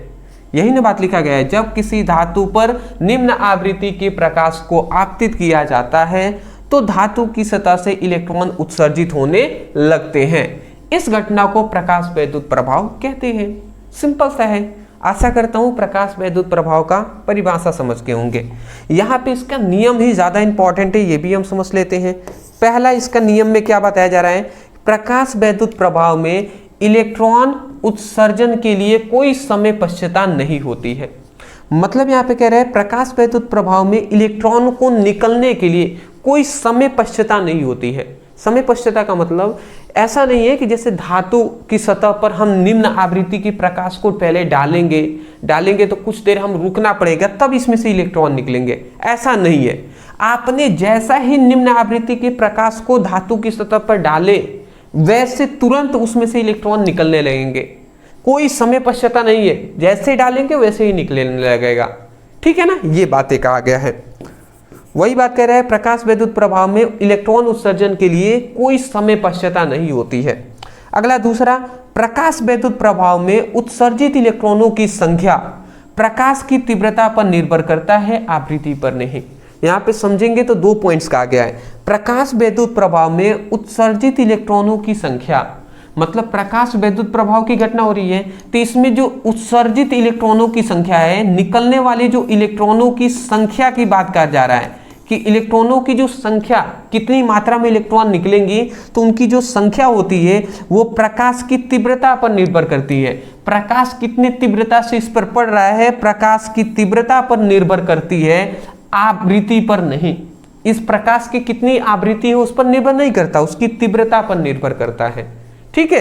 किसकी संख्या, इलेक्ट्रॉनों की संख्या। दूसरा यहाँ पे कह रहा है तीसरे, प्रकाश वैद्युत प्रभाव में उत्सर्जित इलेक्ट्रॉन का वेग जो होता है, इलेक्ट्रॉनों यहाँ पे होगा इलेक्ट्रॉनों का वेग, इलेक्ट्रॉनिक्स लिखा गया है, सुधार कर लीजिएगा, इलेक्ट्रॉन लिखिएगा। उत्सर्जित इलेक्ट्रॉनों का जो वेग होता है कि यहाँ से प्रकाश की धातु की सतह से इलेक्ट्रॉन निकल रहे हैं तो इनका वेग होता है वो किस पर निर्भर करता है, तो वेग, इलेक्ट्रॉन कितने वेग से निकल रही हैं तो उनका जो वेग होता है वो प्रकाश की आवृत्ति पर निर्भर करता है, तीव्रता पर नहीं। ये दोनों अपोजिट हैं। अगर इलेक्ट्रॉनों की संख्या की बात करें कि संख्या किस पर निर्भर करेगी, तो प्रकाश की तीव्रता पर निर्भर करेगी, आवृत्ति पर नहीं। और इलेक्ट्रॉनों की वेग का बात करें तो वो प्रकाश की आवृत्ति पर निर्भर करेगा, तीव्रता पर नहीं। ये दोनों चीजें आप अच्छे से पढ़िएगा, समझ में आ जाएंगे। अब मुझे पूरा विश्वास है कि समझ में भी आ रहे होंगे कि क्या बातें यहाँ पे कही जा रही हैं। अगला कह रहा है कि धातु की सतह से इलेक्ट्रॉन उत्सर्जन के लिए एक न्यूनतम आवृत्ति की आवश्यकता होती है जिसे देहली आवृत्ति कहते हैं। मतलब धातु की सतह से इलेक्ट्रॉन उत्सर्जन के लिए, इलेक्ट्रॉन निकालने के लिए न्यूनतम आवृत्ति की आवश्यकता होती है और इसी को हम क्या कहते हैं, इस घटना को ही हम देहली आवृत्ति कहते हैं। इस घटना को देहली आवृत्ति कहते हैं। सिंपल सा है दोस्त, देहली आवृत्ति का चौथे में परिभाषा बता दिया गया है। तो ये हमारा क्या है, नियम हो गया। स्क्रीनशॉट ले लीजिए, आगे हम बढ़ेंगे। ठीक है, बेहतर जी। कोई दिक्कत हुआ है क्या यहाँ पे? थोड़ा एक बार मैं देख लूँ, देख लेंगे तो सही रहेगा भैया। हाँ जी, कैमरा ठीक चल रहा है ना? ठीक। अगला हमारे यहाँ पे क्वेश्चन आता है, बहुत ही इंपॉर्टेंट ये क्वेश्चन है, ध्यान से अगर आप समझेंगे तो समझ में आ जाएगा। यहाँ पे कह रहा है कि डी ब्रोगली तरंगे क्या हैं और डी ब्रोगली तरंगों के तरंगदैर्घ्य का व्यंजक प्राप्त कीजिए। देखिए एक चीज मैं यहाँ पे कह दूं, ये क्वेश्चन बहुत तरीके से घुमा घुमा कर पूछा गया है और मोस्ट इंपॉर्टेंट है। कंसिस्टेंट में कह रहा हूँ कि ये क्वेश्चन, कुछ क्वेश्चन ऐसे हैं कि जो बार बार हमसे पूछे जा रहे हैं, इसलिए मैं कहूँगा बिल्कुल भी मिस नहीं करना है। डी ब्रोगली तरंगे कहें या द्रव्य तरंगे कहें, दोनों बात एक ही है। क्या हमने कहा? डी ब्रोगली तरंग कहें या द्रव्य तरंगे कहें, डी ब्रोगली तरंग कहें या द्रव्य तरंग कहें, दोनों बात एक ही है। यहाँ पे ये भी कह सकता था कि द्रव्य तरंगे क्या है और द्रव्य तरंगों का तरंगदैर्घ्य के लिए व्यंजक प्राप्त कीजिए, ऐसा भी कह सकता है। अब कहा गया है क्वेश्चन में, हमने देखा है, अब उतना लिख नहीं सकते हैं हम क्वेश्चन ना, टाइम लगता है इसी वजह से। तो एक ही क्वेश्चन में हमने आपको बता दिया डी ब्रोगली तरंग कहे या द्रव्य तरंग कहे। इसको पहले परिभाषा क्या होता है तो इसका परिभाषा देकर हम समझा देते हैं। तो डी ब्रोगली या द्रव्य तरंगे क्या होती है? तो जो पदार्थ होता है कोई भी पदार्थ है तो कोई भी पदार्थ है तो पदार्थ में सबसे छोटा कण क्या होता है? परमाणु होता है। परमाणु के केंद्र में हम जानते हैं परमाणु का ये केंद्र है। अब परमाणु के केंद्र में क्या होता है?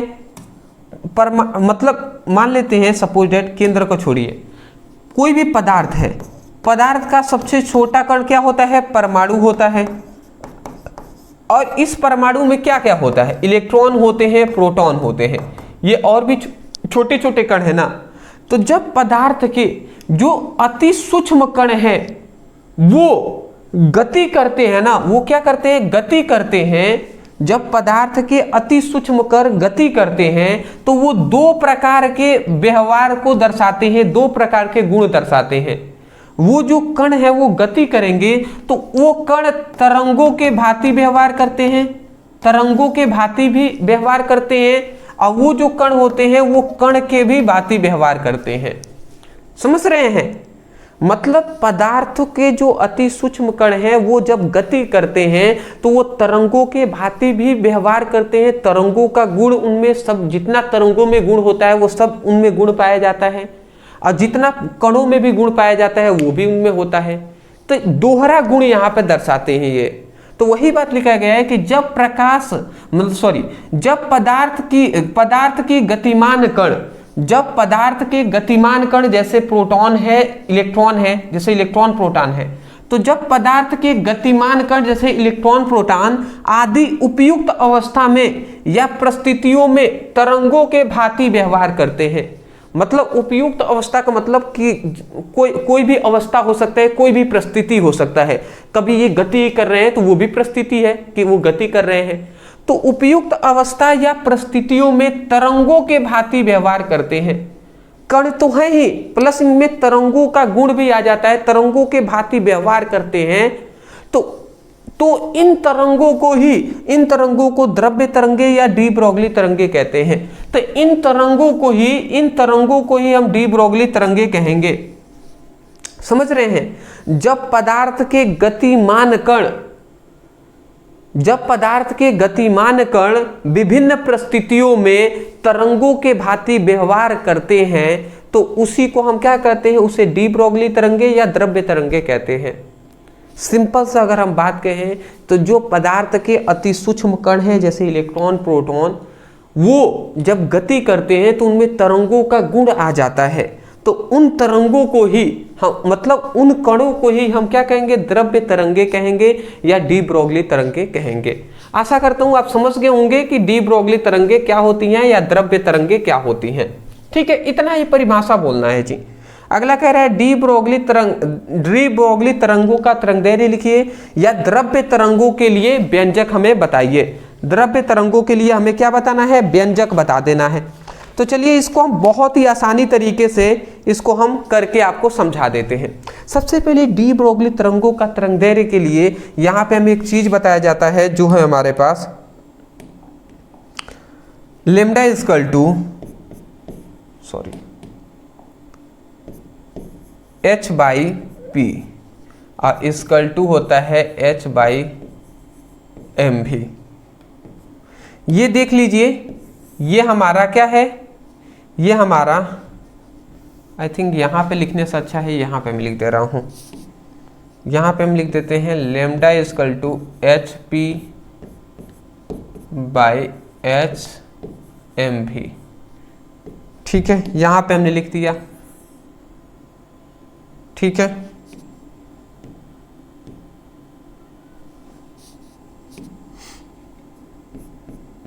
यहां पे हमने लिख दिया है lambda equal to H by P equal to H by M भी। ठीक है, अगर आपको समझ में नहीं आ रहा है तो टेंशन ना ले। यहाँ पे हमसे एक चीज कहा गया है डी ब्रोगली तरंगों का तरंगदैर्घ्य, मतलब डी ब्रोगली तरंगदैर्घ्य के लिए व्यंजक हमें प्राप्त करना है। डी ब्रोगली तरंगदैर्घ्य के लिए व्यंजक हमें प्राप्त करना है। डी ब्रोगली तरंगों के तरंगदैर्घ्य के लिए व्यंजक, मतलब यही फॉर्मूले को हमें प्राप्त करना है। कैसे करेंगे ये आप समझिएगा। तो देखिए, इसको प्राप्त करने के लिए हमें दो चीजें चाहिए। सबसे पहली बात, एक चीज हम जानते हैं कि जब कोई भी कण है वो गति कर रहा है, तो जब कोई भी कण अति सूक्ष्म कण जैसे इलेक्ट्रॉन हो गया, प्रोटॉन हो गया, तो इनको हम फोटॉन कहते हैं। फोटॉन, इनको फोटोनों की, मतलब इनकी जो ऊर्जा होगी उस ऊर्जा को ही हम फोटोनों की ऊर्जा कहते हैं। तो जब इलेक्ट्रॉन प्रोटॉन गति करेंगे तो इनमें जो ऊर्जा होगी उस ऊर्जा को हम बात कर रहे हैं यहाँ पे, ठीक है। जब कोई भी कण गति करेगा तो उसमें कुछ ना कुछ ऊर्जा होगी। तो इसी प्रकार उनकी ऊर्जा के बारे में दो वैज्ञानिकों ने हमें बताया है। क्या बताया है? एक है हमारे पास प्लांक। प्लांक के अनुसार हमें बताया गया कि फोटोन की जो ऊर्जा होती है, फोटोन मतलब छोटे छोटे जो कण है इलेक्ट्रॉन प्रोटॉन, तो फोटोन की जो ऊर्जा होती है, ऊर्जा के लिए इन्होंने फॉर्मूला दिया E=h μ। यहाँ पे ये इन्होंने फॉर्मूला दिया, तो इसको समीकरण फर्स्ट कर लेते हैं, ठीक है। फोटोनों के मतलब प्लांक के अनुसार फोटोन की ऊर्जा E=h μ होता है। और एक और वैज्ञानिक थे जिन्होंने अपने अनुसार बताया, जो है आइंस्टीन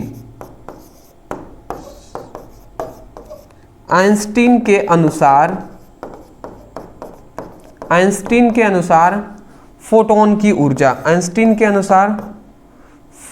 की जो ऊर्जा होती है, फोटोन की ऊर्जा जो होती है, आइंस्टीन के अनुसार फोटोन की ऊर्जा जो होती है उसके लिए उन्होंने क्या फॉर्मूला दिया था? E=mc²। तो mc² इन्होंने फॉर्मूला दिया था। फोटोन मतलब क्या? कणों की जो ऊर्जा होती है उसके लिए फॉर्मूला दिया था E=mc²। तो देखिए दोनों ही हमारे फोटोन की ऊर्जा है, एक है h μ और एक है E=mc²। तो अगर हम दोनों समीकरण को मिलाते हैं, समीकरण फर्स्ट तथा सेकेंड से अगर दोनों समीकरण की तुलना कर दें तो दोनों एनर्जी ही है, तो h μ जो होगा वो mc² के बराबर हो जाएगा। तो जो हमारा h μ होगा वो क्या हो जाएगा? mc² के क्या हो जाएगा? इक्वल हो जाएगा। अब ध्यान से समझेंगे, mc² के इक्वल हो जाएगा। उसके बाद मैं आपको बता दूं, ध्यान से अगर आप समझें तो h=mc² हो गया, ठीक है ना। अब यहां पे हम ये कर देते हैं कि h को हम इधर भेज देते हैं, ठीक है।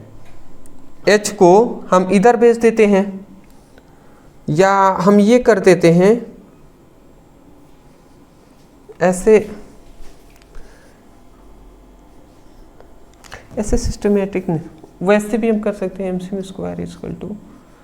मतलब देखिए दोनों इक्वल, सही तो हमने लिखा हुआ था, फिर कैलकुलेट कर दिए, मतलब mc²h μ नहीं लिखे हुए थे, h μ लिखे हुए थे, सही तो हमने लिखा था। देखिए मतलब ये कह रहे हैं ये दोनों फोटोन की ऊर्जा है, तो इसका मतलब ये दोनों आपस में इक्वल ही ना होंगे जी। तो mc² जो होगा वो h μ के बराबर होगा, बिल्कुल बराबर होगा कि नहीं होगा? बिल्कुल होगा। तो अगर ये दोनों बराबर होंगे तो अगर हम यहाँ पे आगे बढ़ा देते हैं, यहाँ पे m क्या है? फोटोनों का द्रव्यमान है, कणों का द्रव्यमान। ये c क्या है? उनके चाल है, मतलब प्रकाश की चाल। और ये क्या है? h प्लांक नियतांक है। ये μ क्या है? आवृत्ति है। तो आवृत्ति का हम एक फॉर्मूला जानते हैं। यहाँ पे अगर हम कहें तो यहाँ पे हम ये कर सकते हैं कि mc² h, और म्यू की जगह पे हम क्या लिख सकते हैं? म्यू की जगह पर प्रकाश की चाल और लेमडा m ये लिख सकते हैं। मतलब म्यू का एक फॉर्मूला होता है, आवृत्ति बराबर हम जानते हैं, यहाँ पे साइड में आप लिख लीजिएगा कि आवृत्ति μ क्या होता है? ये हमारा होता है आवृत्ति μ प्रकाश की चाल बटे तरंग दैर्घ्य होता है। तो ये बताइए इस म्यू की जगह पर हम c/λ लिख सकते हैं? बिल्कुल लिख सकते हैं। अब देखिए एक c से यहाँ पे 2c है, तो एक c यहाँ पे कैंसिल हो जाएगा। तो अब इधर क्या बचेगा? इधर बचेगा mc, और इधर क्या बचेगा? इधर बचेगा h/λ बचेगा, यही ना बचेंगे जी? बिल्कुल बचेंगे। उसके बाद अब हमारा क्या हो गया? उसके बाद हम एक काम कर लेते हैं, इस mc को हम इधर भेजते हैं, इस लेमडा को इधर पक्षांतर कर लेते हैं। तो ये हमारा लेमडा हो जाएगा, और ये h है तो h हो गया, और ये mc है तो ये हमारा mc नीचे आ गया। समझ रहे हैं? इन दोनों का पक्षांतर कर दिया हमने। अब देखिए यहाँ पे हम एक और चीज जानते हैं, चूंकि कि जो यहाँ पे प्रकाश की चाल, जो यहाँ पे c क्या है? प्रकाश की चाल है, और यहाँ पे हम फोटोन उस समय से कह रहे हैं, मतलब कणों का चाल। कणों का, कण की बात कर रहे हैं ना, तो कणों का वेग जो होता है उसको हम v से दर्शाते हैं। प्रकाश की चाल जो है वो कणों के वेग के ही तो बराबर है ना, क्योंकि कण जो है वो तरंगों के रूप में गति करेंगे, तो तरंगों का जो गति माना गया है, तरंग का वेग माना गया है, वो प्रकाश की चाल के बराबर होता है। तो वही प्रकाश की चाल जगह पर हमने c जो होगा वो v के बराबर हो जाएगा। समझ रहे थे, ये बात हमने लिख दिया, इसको मैं इरेज कर दे रहा हूं। ये बात आप पता रखिएगा कि म्यू इक्वल टू क्या होता है, c बाई लेमडा होता है। अब देखिए यहाँ पे अब इतना हो गया, तो c के जगह पर हम v लिख सकते हैं ना, तो ये हम लिख दे रहे हैं यहाँ पर कि लेमडा इक्वल टू क्या लिख सकते हैं, h बाई m भी लिख सकते हैं, ये हम लिख सकते हैं। और चूंकि हम जानते हैं कि संवेग बराबर क्या होता है, द्रव्यमान गुणे वेग होता है, तो ये बताइए संवेग बराबर द्रव्यमान गुणे वेग, मतलब m भी द्रव्यमान और ये वेग है, तो m भी की जगह पर हम चाहे तो p लिख सकते हैं ना, बिल्कुल लिख सकते हैं। तो ये हम क्या लिख दे रहे हैं, lambda equal to h by p लिख सकते हैं, लिख सकते हैं। तो यहाँ पे जो ये हमारा फॉर्मूला मिला ना, यहाँ पे जो हमें ये फॉर्मूला मिला है, यही तो हमारा प्रूफ हो गया। देख लीजिए प्रूफ हुआ है कि नहीं, कि lambda equal to h by P, lambda equal to h by P, और जो h बाई पी है वो h बाई म्यू के बराबर है। बिल्कुल सही बात है जी। देखिए h जो है h है, अब p के जगह पर देखिए p संवेग बराबर द्रव्यमान गुणे वेग होता है, तो p के जगह पर m भी तो हो सकता है। तो हम चाहें तो इसके नीचे आप ये भी एक लाइन लिख देंगे तो भी काम चल जाएगा। समझ रहे हैं, तो मोस्टली हमें यही प्रूफ करना था कि lambda equal to h by P होता है, h बाई पी, जहां p क्या है, संवेग है, h है प्लांक नियतांक, लेमडा क्या है, तरंगदैर्घ्य है। स्क्रीनशॉट ले लीजिए, आपका काम कंप्लीट होता है। ठीक है, चलिए आगे बढ़ जाते हैं। अगला हमारा क्वेश्चन आता है, एक मोस्ट इंपॉर्टेंट क्वेश्चन जो कि कंसिस्टेंट बार बार पूछे गए हैं। कह रहा है कि कार्यफलन और देहली आवृत्ति को व्याख्या कीजिए। ये दोनों हमसे कंसिस्टेंट क्वेश्चन पूछे गए हैं, तो चलिए दोनों को हम समझ लेते हैं जी। सबसे पहली बात, यहाँ पे कार्यफलन किसे कहते हैं, तो कार्यफलन का मतलब है, यहाँ पे परिभाषा क्या लिखे हैं, वह न्यूनतम ऊर्जा, वह न्यूनतम ऊर्जा, न्यूनतम ऊर्जा की बात हो रही है, वह न्यूनतम मतलब होता है कम, वह कम से कम ऊर्जा जो किसी धातु की सतह से एक इलेक्ट्रॉन निकालने के लिए आवश्यक होती है, उसे कार्यफलन कहते हैं। मतलब आप समझे, ये एक हमारे पास धातु की सतह है और इसमें क्या है जी, इसमें मुक्त इलेक्ट्रॉन इसमें है, और इसमें से हमें क्या करना है, मतलब इस पर हम निम्न आवृत्ति के प्रकाश को, निम्न ऊर्जा वाले प्रकाश को हम आपतित करा रहे हैं। इस पर हम क्या कर रहे हैं, इस पर हमने क्या किया, निम्न ऊर्जा वाले,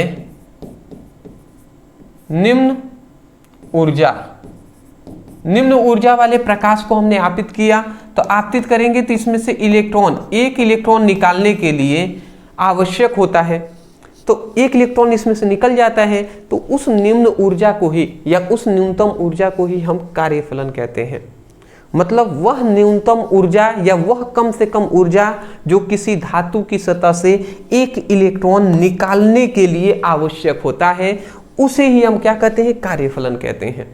वही लिखा गया, वह न्यूनतम ऊर्जा जो किसी धातु की सतह से एक इलेक्ट्रॉन निकालने के लिए आवश्यक होती है, कार्यफलन कहते हैं। बताइए कार्यफलन आपको समझ में आ गया ना? ठीक है, आ गया होगा। अगला यहाँ पे कार्यफलन का एक होता है formula, E equal to H और यहाँ पे mu naught, W naught into mu naught, ये हमारा होता है। ये आपको फॉर्मूला याद रख लेना है। जहाँ पे ये क्या है, तो ये हमारा कार्यफलन, ये हमारा क्या है, कार्यफलन है। और यहाँ पे इसको W नॉट कहें या ओमेगा नॉट भी कह सकते हैं। H क्या है, प्लांक नियतांक है, और म्यू क्या है, ये हमारा देहली आवृत्ति है। क्या है जी, देहली आवृत्ति, यहाँ पे हमने लिखा हुआ है। ठीक है, अब देहली आवृत्ति क्या होता है ये भी समझ लेते हैं। तो यहाँ पे ये बात बताया गया, देखिए यहाँ पे ये हमें देहली आवृत्ति के बारे में बताया गया। ये एक धातु की सतह है, अब धातु की सतह में जाहिर सी बात है मुक्त इलेक्ट्रॉन होंगे ही होंगे। तो हम ये कह रहे हैं कि यहाँ पे जब किसी धातु की सतह पर न्यूनतम आवृत्ति के प्रकाश को हम आपतित कराते हैं, मतलब जब किसी धातु की सतह पर हम क्या करेंगे, न्यूनतम या निम्न आवृत्ति के, या हम यूं ही लिख देते हैं न्यूनतम,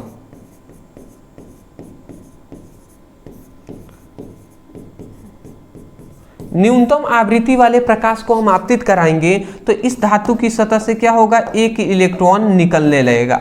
तो उसी को हम क्या कहते हैं, इसी को देहली आवृत्ति कहते हैं।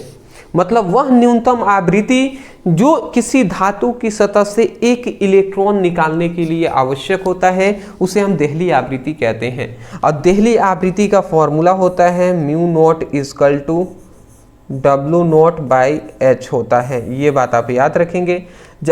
जहाँ पर ये W नॉट क्या है, कार्यफलन है,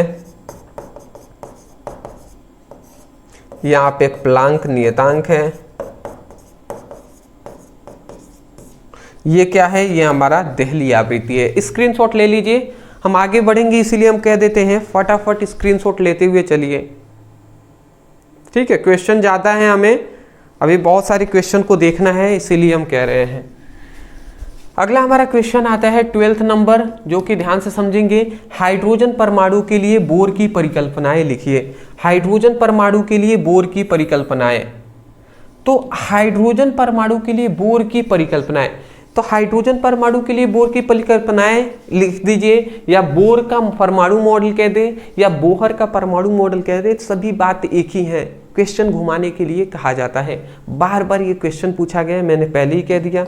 अब देखिए इसमें हमें क्या बातें बताई गई हैं वो भी हम समझ लेते हैं।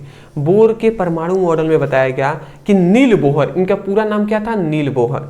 तो नील बोहर ने, रदरफोर्ड ने एक अपना परमाणु मॉडल दिए थे, उनमें जो जो कमियां थी उनकी कमियों को दूर कर दिया, और उसके बाद उसी मॉडल के इन्होंने अपना नाम दे दिया, जिसको बोर का परमाणु मॉडल के नाम से हम जानते हैं।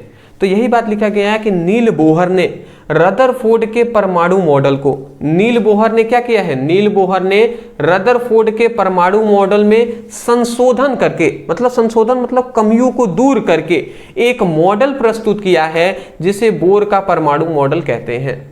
मतलब बोर, नील बोहर हैं, इन्होंने रदरफोर्ड का परमाणु मॉडल पढ़ा है, और उसके बाद जब पढ़े तो उनको बहुत सारी कमियां दिखाई दी, तो उन कमियों को इन्होंने दूर कर दिया। ठीक है, अब फिर जब दूर करेंगे तो एक नया मॉडल बन जाएगा, और उसी परमाणु मॉडल को इन्होंने अपना नाम अब दे दिए, जिसको हम बोर के परमाणु मॉडल के नाम से जानते हैं।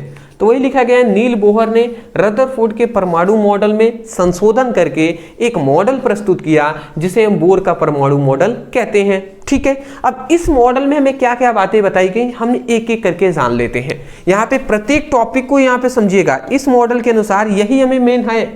क्या बात बताया गया कि इलेक्ट्रॉन नाभिक के, ध्यान से समझेंगे, इलेक्ट्रॉन, पहली बात बताया गया इलेक्ट्रॉन नाभिक के चारों ओर निश्चित ऊर्जा वाले वृत्ताकार कक्षाओं में घूमती है, जिन कक्षाओं को निश्चित कक्षा या अनुमत कक्षा कहते हैं। मतलब यहाँ पे ये कहा गया कि ये जैसे परमाणु है, तो परमाणु के केंद्र में क्या होता है, नाभिक होता है, और नाभिक के चारों ओर क्या होती हैं, कक्षाएं होती हैं। तो इनका ये कहना था कि इनका ये मानना था, इनका कहना था कि इलेक्ट्रॉन जो होते हैं वो क्या होते हैं, वो कक्षाओं में घूमते हैं। ये जो कक्षाएं दिखाई दे रही हैं उसमें घूमते हैं। तो ये कह रहा है कि इलेक्ट्रॉन नाभिक के चारों ओर निश्चित ऊर्जा वाले वृत्ताकार कक्षाओं में घूमते हैं। मतलब इनका ये कहना था कि इलेक्ट्रॉन जो होते हैं वो नाभिक के चारों ओर जो वृत्ताकार कक्षाएं हैं उसी में घूमती हैं। इन कक्षाओं को नाम उन्होंने क्या दिया, इन कक्षाओं को निश्चित कक्षा कहा, या इन्हीं को अनुमत कक्षा हम कहते हैं। समझ में आ गया? चलिए, पहली बात आपको समझ में आ गया, अच्छी बात है। दूसरी इन्होंने क्या बातें बताई गई, दूसरा इन्होंने कहा कि इन कक्षाओं को KLMN से प्रदर्शित करते हैं। मतलब ये पहली, देखिए ये पहली कक्षा है, ये पहली कक्षा है तो इसको हम K कहेंगे, दूसरी कक्षा है तो KL कहेंगे, इसको M कहेंगे, अगला चौथी एक कक्षा होगा तो N कहेंगे। तो KLMN से इसको प्रदर्शित करते हैं इन कक्षाओं को। इतनी बात समझ के चलिए जी। तीसरी इन्होंने बात ये कहा कि एक कक्षाओं में उपस्थित सभी इलेक्ट्रॉनों की ऊर्जा समान होती है। मतलब इनका ये कहना था कि पहली कक्षा है, पहली कक्षा में अगर 2 इलेक्ट्रॉन है, पहली कक्षा में मान लेते हैं ये फर्स्ट कक्षा है, अब पहली कक्षा में मान लेते हैं यहाँ पे 2 इलेक्ट्रॉन है, तो दोनों इलेक्ट्रॉनों की जो ऊर्जा, अगर पहली इलेक्ट्रॉन की ऊर्जा 3 है तो दूसरी की भी 3 ही होगी। तो प्रत्येक कक्षा में जो इलेक्ट्रॉन होते हैं उनकी ऊर्जा एक समान होती है। पहली कक्षा में ऊर्जा 1 की 3 है तो सभी की 3 ही होगी, पहली कक्षा में जितने भी हैं। दूसरी मान लेते हैं कक्षा है ये, और दूसरी कक्षा में मान लेते हैं 1 2 3 4 5, मान लेते हैं 5 इलेक्ट्रॉन है। तो पहली इलेक्ट्रॉन मान लेते हैं इसका इलेक्ट्रॉन की ऊर्जा है 5, तो इसका मतलब सभी ये जो दूसरी कक्षा में जो 5 इलेक्ट्रॉन है उनकी ऊर्जा 5 ही होगी। तो इसलिए कहा जा रहा है कि एक कक्षा में उपस्थित सभी इलेक्ट्रॉनों की ऊर्जा समान होगी। एक कक्षा में जितने इलेक्ट्रॉन होंगे उनकी ऊर्जा एक समान होगी। अगला बात यहाँ पे कहा गया कि इलेक्ट्रॉन नाभिक के बीच लगने वाले आकर्षण बल अपकेंद्र बल नियंत्रित करता है। ये थोड़ा डीप बात कहा गया है। इलेक्ट्रॉन और नाभिक के बीच लगने वाला जो आकर्षण बल होता है उसे अपकेंद्र बल नियंत्रित करता है। इसको मैं थोड़ा समझाना चाहूँगा, बात को समझिएगा। यहाँ पे ये कहा गया है कि देखिए ये हमारे पास एक परमाणु है, परमाणु के केंद्र में नाभिक होता है, नाभिक धनात्मक होता है, और इसके चारों ओर वृत्ताकार कक्षाएं होती हैं जिसमें इलेक्ट्रॉन इसमें होता है, ठीक है ना। तो देखिए इलेक्ट्रॉन जो होता है वो ऋणात्मक होता है कि नहीं होता है। तो ये अगर हम कहें कि जब इलेक्ट्रॉन इसमें तेजी से गति कर रहा है, ठीक है, तो इलेक्ट्रॉन ऋणात्मक है, ये धनात्मक है। तो हम जानते हैं जो धन होता है वो ऋणायन को अपनी ओर आकर्षित करता है, खींचता है। तो वैज्ञानिक रदरफोर्ड से वही बात पूछे थे कि ये बताइए ये जो इलेक्ट्रॉन है गति कर रहा है तो ये धनायन है, ये तो ऋणायन है, तो ये नाभिक इसको अपनी ओर खींच लेना चाहिए, परंतु खींचता क्यों नहीं है? तो इसलिए नहीं खींचता है कि जो नाभिक द्वारा लगाया गया इलेक्ट्रॉन पे जो आकर्षण बल होता है, खींचने की जो बल लगाता है, उसको अपकेंद्र बल नियंत्रित कर देता है। जब ये इलेक्ट्रॉन तेजी से गति करता है ना, तो इसके जस्ट विपरीत एक अपकेंद्र बल कार्य करता है। अपकेंद्र बल कार्य करता है, और यही अपकेंद्र बल आकर्षण बल को, आकर्षण के बल के क्या होता है, बराबर हो जाता है। इसीलिए इलेक्ट्रॉन ना तो इधर आता है ना इधर, बल्कि इसी कक्षाओं में घूमते रहते हैं। यही तो बात कहा गया कि इलेक्ट्रॉन और नाभिक के बीच लगने वाला जो आकर्षण बल है उसको अपकेंद्र बल नियंत्रित करता है। अगला यहाँ पे बात कहा गया, सामान्यतः इलेक्ट्रॉन होते हैं वो निम्न ऊर्जा स्तर में रहते हैं, ठीक है ना। और परमाणु की इन अवस्था को मूल अवस्था कहते हैं। मतलब इनका यह कहना था कि सामान्यतः जो इलेक्ट्रॉन होते हैं निम्न ऊर्जा स्तर में रहते हैं। मतलब इलेक्ट्रॉन पहले कम ऊर्जा स्तर में रहेंगे, फिर उससे अधिक, फिर उससे अधिक, फिर उससे अधिक, तो निम्न ऊर्जा स्तर से ही रहते हैं, ठीक है। निम्न ऊर्जा स्तर मतलब कम ऊर्जा स्तर में रहते हैं, और इस अवस्था को मूल अवस्था कहते हैं, ठीक है। तो मैं आशा करता हूं कि आपको समझ में आ गया होगा। तो ये जब डीप में आप एक एक चीज़ों को पढ़ेंगे तो और बेटर तरीके से समझ में आएगा। फिलहाल आपको इतना तैयार करना है। स्क्रीनशॉट में लेने का समय दूंगा, बट एक चीज़ बताना है, इसकी हमने परमाणु मॉडल समझ लिया, इसकी कमियां जानना भी जरूरी है, क्योंकि कमियां ही मेन होता है जी। तो बोर के परमाणु मॉडल की सीमाएं या कमियां कौन कौन सी हैं? तो पहली बात, यह मॉडल केवल एक इलेक्ट्रॉन वाले परमाणुओं की व्याख्या कर सकता था। मतलब इस मॉडल से हम केवल जिनमें एक इलेक्ट्रॉन है उसी की व्याख्या कर सकते हैं। जैसे कि एग्जांपल में जैसे हाइड्रोजन है, हाइड्रोजन के पास एक इलेक्ट्रॉन होता है तो इसकी व्याख्या, इसके बारे में हम सब जान लेंगे। जैसे कि हीलियम है, अब हीलियम के पास 2 इलेक्ट्रॉन होता है तो इसकी व्याख्या नहीं कर पाएगा, इसके बारे में कुछ नहीं बता पाएगा। कब बताएगा? जब ये हीलियम है, ये अपना एक इलेक्ट्रॉन किसी को दे देगा, तो अब इसके पास अब एक ही इलेक्ट्रॉन बच गया ना, तो अब इसकी व्याख्या कर देगा। तो इस प्रकार वैज्ञानिकों ने कहा कि मान लेते हैं कोई ऐसा है जैसे पोटेशियम है, इसके पास 19 इलेक्ट्रॉन है, तो अब ये 18 इलेक्ट्रॉन पहले देगा और तब जाके इसके पास एक होगा, तब आप व्याख्या करेंगे। तो इस तरीके से तो बहुत परेशानी होने लगेगा। तो इसीलिए इनकी ये कमियां थी कि ये मॉडल केवल एक इलेक्ट्रॉन वाले परमाणुओं की व्याख्या ही कर सकता था। दूसरी बात, यह मॉडल हाइड्रोजन के सूक्ष्म स्पेक्ट्रम की भी व्याख्या नहीं कर सका, हाइड्रोजन की सूक्ष्म स्पेक्ट्रम की व्याख्या नहीं कर सका। चलिए इसका स्क्रीनशॉट ले लीजिए, फटाफट ले लीजिए। चलिए नेक्स्ट इसका भी ले लीजिए। हाँ जी ले लिए। नेक्स्ट अगला हम अपना आगे बढ़ जाते हैं। अगला हमारा आता है यहाँ पे द्रव्यमान क्षति अब बंधन ऊर्जा से क्या तात्पर्य है। द्रव्यमान क्षति को हम समझ लेते हैं। द्रव्यमान क्षति का मतलब, जब द्रव्यमान क्षति का मतलब ये होता है कि किसी नाभिक का वास्तविक द्रव्यमान तथा उसके घटकों के द्रव्यमान के अंतर को, यहाँ पे ध्यान समझेंगे, अंतर को यहाँ पे कहा जा रहा है अंतर को हम क्या कहते हैं, द्रव्यमान क्षति कहते हैं। देखिए द्रव्यमान क्षति का एक यहाँ पे फॉर्मूला होता है, ये हम बता दे रहे हैं। द्रव्यमान क्षति या इसी को कह देते हैं नाभिक की द्रव्यमान क्षति, ऐसे भी कहते रहता है। तो द्रव्यमान क्षति का फॉर्मूला होता है, देखिए क्या होता है, अगर आप समझे तो यहाँ पे फॉर्मूला होता है प्रोटॉन की संख्या प्लस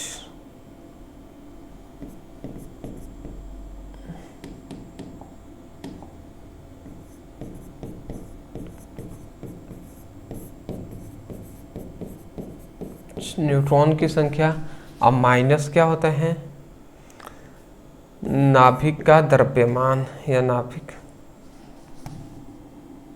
यहाँ पे संख्या लिखने से अच्छा है प्रोटॉन की द्रव्यमान ही लिख दिया जाए। यहाँ पर भी इलेक्ट्रॉनों का द्रव्यमान क्या होता है भैया, शॉर्ट में द्रव्यमान हमने लिख दिया और माइनस नाभिक का द्रव्यमान या नाभिक का वास्तविक द्रव्यमान हम कह सकते हैं। हाँ जी, समझ में नहीं आ रहा होगा, मैं समझ रहा हूं। देखिए बात को समझिएगा, यहाँ पे ये हमसे कहा जा रहा है कि द्रव्यमान क्षति किसे कहते हैं।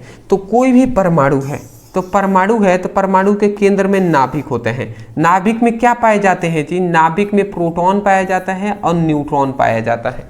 यही ना मुख्यतः ये दो चीजें पाई जाती हैं, प्रोटॉन और न्यूट्रॉन।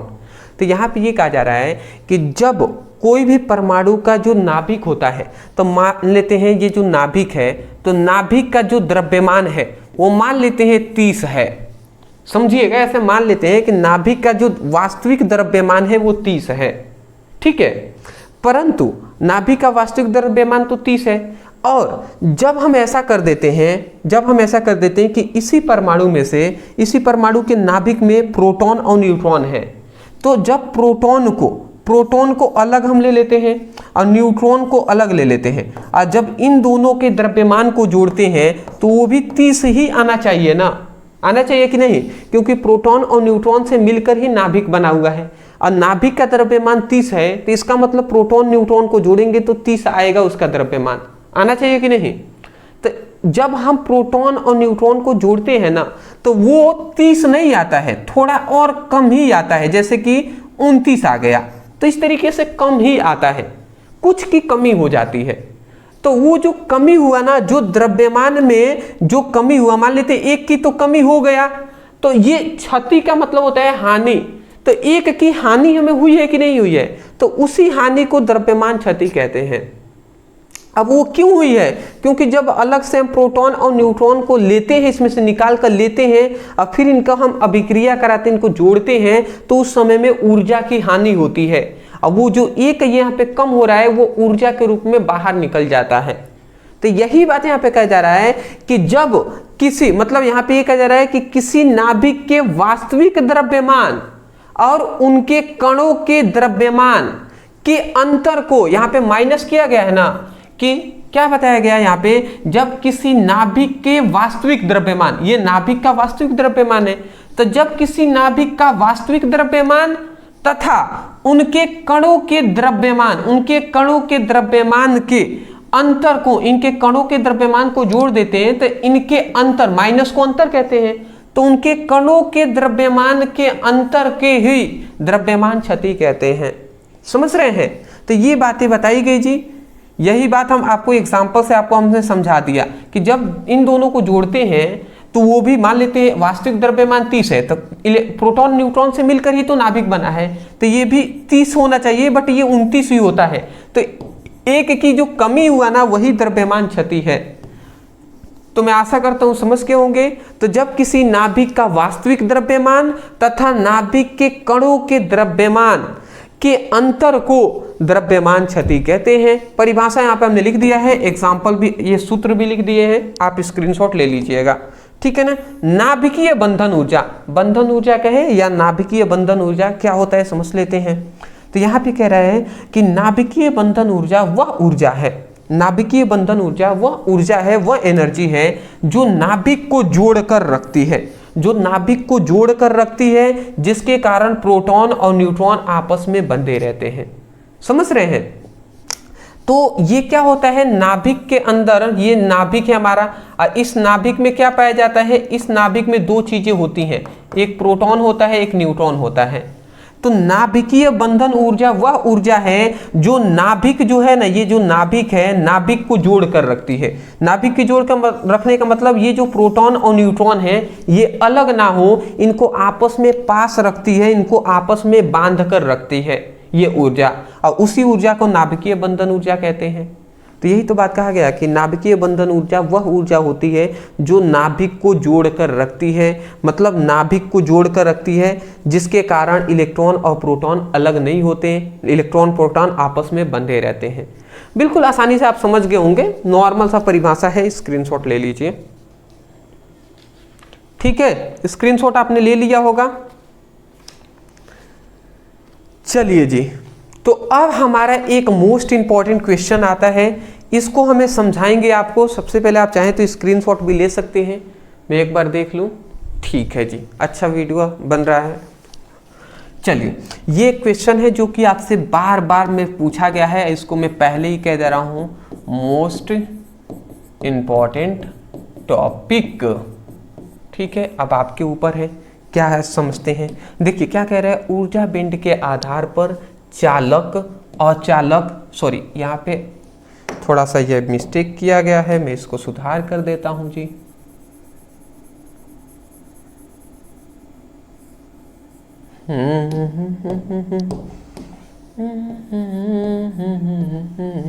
ठीक है, चालक, अचालक और अर्धचालक में अंतर स्पष्ट कीजिए, यही ना बात कहा गया। ऊर्जा बैंड के आधार पर हमें चालक, अचालक और अर्धचालक में अंतर स्पष्ट करना है। चलिए हम ऊर्जा बैंड के आधार पर करेंगे। पहली बात मैं बता दूं, चालक किसे कहते हैं, तो ऐसा कोई पदार्थ जिसमें विद्युत धारा आसानी से प्रवाहित हो जाती है उसे हम चालक कहते हैं, या विद्युत आवेश आसानी से प्रवाहित हो जाए उसे चालक कहेंगे।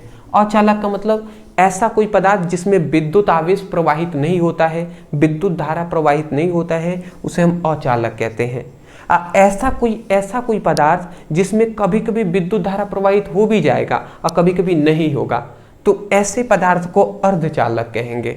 ठीक है, ये बात आप समझ गए। जिसमें विद्युत धारा मतलब विद्युत आवेश प्रवाहित हो जाता है चालक, जिसमें विद्युत आवेश प्रवाहित नहीं होता अचालक, जिसमें कभी होगा कभी नहीं होगा उसे अर्धचालक कहते हैं।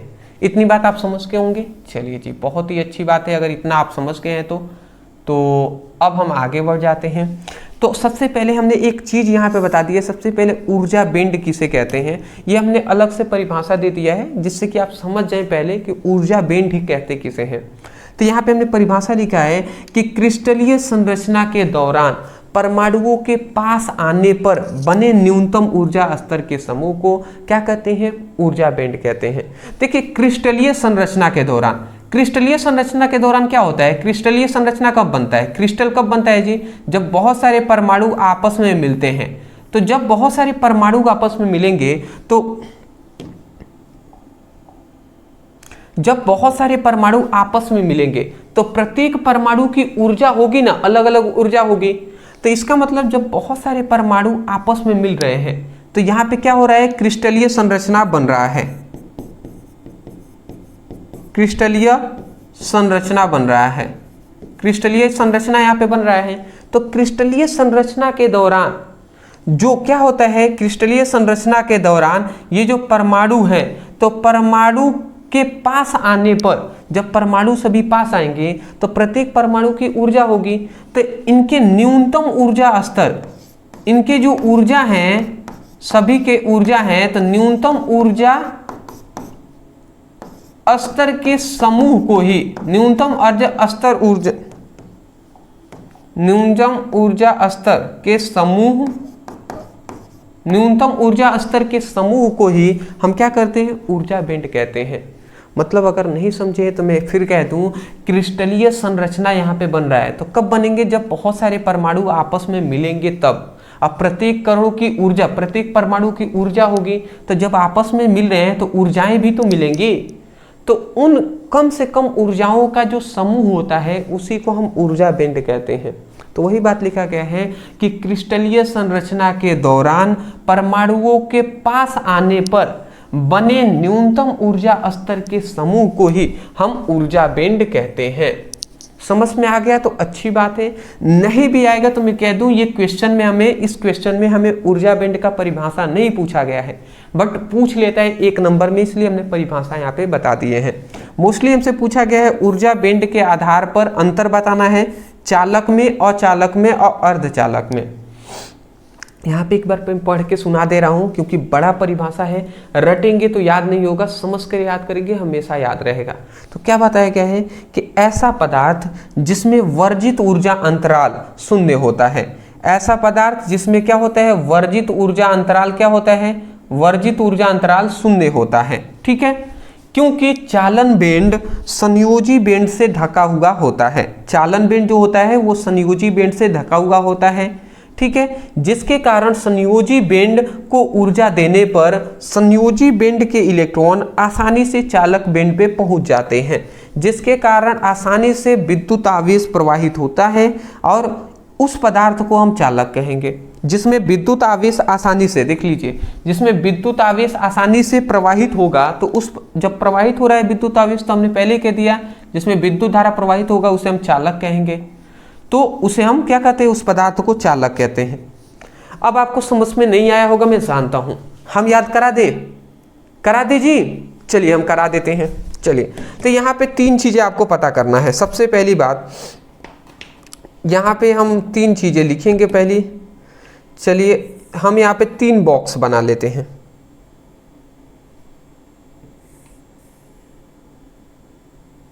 ठीक है,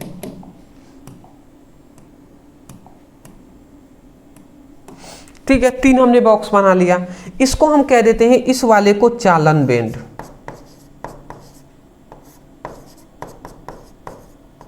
इस वाले को हमने कह दिया चालन बैंड, इस वाले को वर्जित बैंड कह देते हैं, बीच वाला वर्जित बैंड है और तीसरा नीचे वाला है संयोजी बैंड।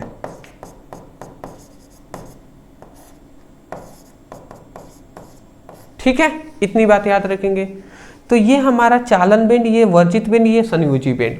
चालन बैंड को हम किससे प्रदर्शित करते हैं, तो ये हमें बता दो, चालन बैंड को हम EC से प्रदर्शित करते हैं, वर्जित बैंड को EG से प्रदर्शित करते हैं और संयोजी बैंड को हम EB से प्रदर्शित करते हैं।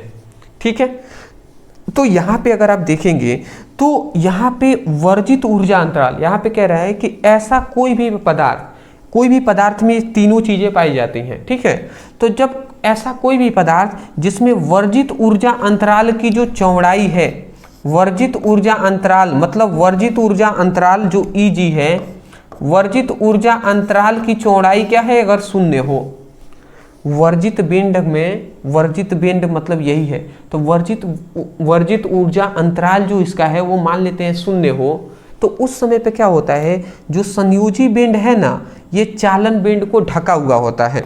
ये बात आप याद रखेंगे कि ये जो संयोजी बैंड है, ये जो संयोजी बैंड है ये चालन बैंड को इस तरीके से ढक दिया होता है। ये बात आपको पता होनी चाहिए, ये इस तरीके से ये ढका होता है। समझ में आ रहा है, ये संयोजी बैंड चालन बैंड को ढक दिया होता है। ठीक है, तो हमने क्या बताया कि ऐसा कोई पदार्थ जिसमें वर्जित ऊर्जा अंतराल का मान शून्य हो, तब संयोजी बैंड चालक बैंड को ढका हुआ होता है। तब संयोजी बैंड को, तब हम क्या करते हैं, इस संयोजी बैंड को, ये जो संयोजी बैंड है, तब यहाँ पे हम याद रखेंगे, इस संयोजी बैंड को हम बाहर से ऊर्जा देते हैं। तो जब हम संयोजी बैंड को बाहर से ऊर्जा देते हैं, तो बाहर से जब ऊर्जा देंगे तो संयोजी बैंड को जो इलेक्ट्रॉन है ना, ये इलेक्ट्रॉन, इसको ऊर्जा मिलेगा, तो ये इलेक्ट्रॉन क्या करेंगे, यहाँ से जाकर वर्जित बैंड को पार करके संयोजी बैंड में पहुंच जाएंगे, सॉरी चालक बैंड में पहुंच जाएंगे। तो जब इलेक्ट्रॉन संयोजी बैंड से चालक बैंड में पहुंच जाएंगे, इसका मतलब क्या है कि आवेश प्रवाहित होने लगा, मतलब विद्युत धारा या विद्युत आवेश प्रवाहित होने लगा, क्योंकि इलेक्ट्रॉन जब गति करते हैं इसका मतलब ही होता है विद्युत धारा प्रवाहित होने लगा। तो जब विद्युत आवेश इसका मतलब प्रवाहित होने लगा, तो इसका मतलब ऐसे पदार्थ को हम क्या कहेंगे, चालक कहेंगे। तो हमने क्या यहाँ पे परिभाषा बोला है, ध्यान से समझिएगा, कि ध्यान से समझेंगे तभी याद होगा, कि वह पदार्थ जिसमें वर्जित ऊर्जा अंतराल का मान 0 हो, तब संयोजी बेंड चालक बेंड को ढका हुआ होता है। तब संयोजी बेंड को बाहर से ऊर्जा देने पर संयोजी बेंड के इलेक्ट्रॉन चालक बेंड में पहुंच जाते हैं, अर्थात विद्युत धारा या विद्युत आवेश प्रवाहित होने लगता है, तो उस पदार्थ को हम चालक कहते हैं। वही बात लिखा गया है कि ऐसा पदार्थ जिसमें वर्जित ऊर्जा अंतराल 0 होता है, क्योंकि चालक बेंड संयोजी बेंड से ढका हुआ होता है। वर्जित ऊर्जा अंतराल क्यों 0 होता है, क्योंकि संयोजी बेंड है वो चालक बेंड को पहले ही ढक दिया है, इसीलिए इसकी चौड़ाई क्या होती है, वर्जित ऊर्जा अंतराल की चौड़ाई 0 होता है। तो वे पदार्थ जिसमें वर्जित ऊर्जा अंतराल की चौड़ाई 0 होता है, क्योंकि संयोजी बेंड चालक बेंड को ढका हुआ होता है। देख लीजिए, ढका हुआ संयोजी बेंड ढका हुआ होता है, जिसके कारण संयोजी बेंड को ऊर्जा देने पर, इसके कारण संयोजी बेंड को बाहर से ऊर्जा देने पर संयोजी बेंड के इलेक्ट्रॉन आसानी से चालक बेंड में पहुंच जाते हैं, जिसके कारण संयोजी बेंड के इलेक्ट्रॉन है आसानी से चालक बेंड में क्या हो जाते हैं, चालक बेंड में इस प्रकार चले जाते हैं, पहुंच जाते हैं, जिसके कारण आसानी से विद्युत आवेश प्रवाहित होने लगता है, जिसके कारण आसानी से विद्युत आवेश या विद्युत धारा प्रवाहित होने लगता है। तो ऐसे पदार्थ को ही तो हम चालक कहते हैं, तो ऐसे पदार्थ को चालक कहेंगे। तो आशा करता हूं कि आपको समझ में आ गया होगा। तो ये था हमारा परिभाषा समझाने का तरीका। मैं आशा करता हूं कि आपको समझ में आ गई होंगी। ठीक है, चलिए जी, तो ये हमारा हो गया। चलिए, तो अभी हमने क्या देखा, अभी ओनली हमने चालक की परिभाषा देखा है, अचालक, अर्धचालक, ये सब समझाना है। चलिए जी, अर्धचालक, अब अचालक भी हम समझ लेते हैं। अचालक क्या होते हैं, तो यहाँ पे हमने क्या क्या लिखा हुआ है, उससे पहले मैं फिर से यहाँ पे एक फिगर बनाना चाहूँगा, जो कि बिना फिगर के ये समझाना बहुत ही मुश्किल है। ठीक है ना।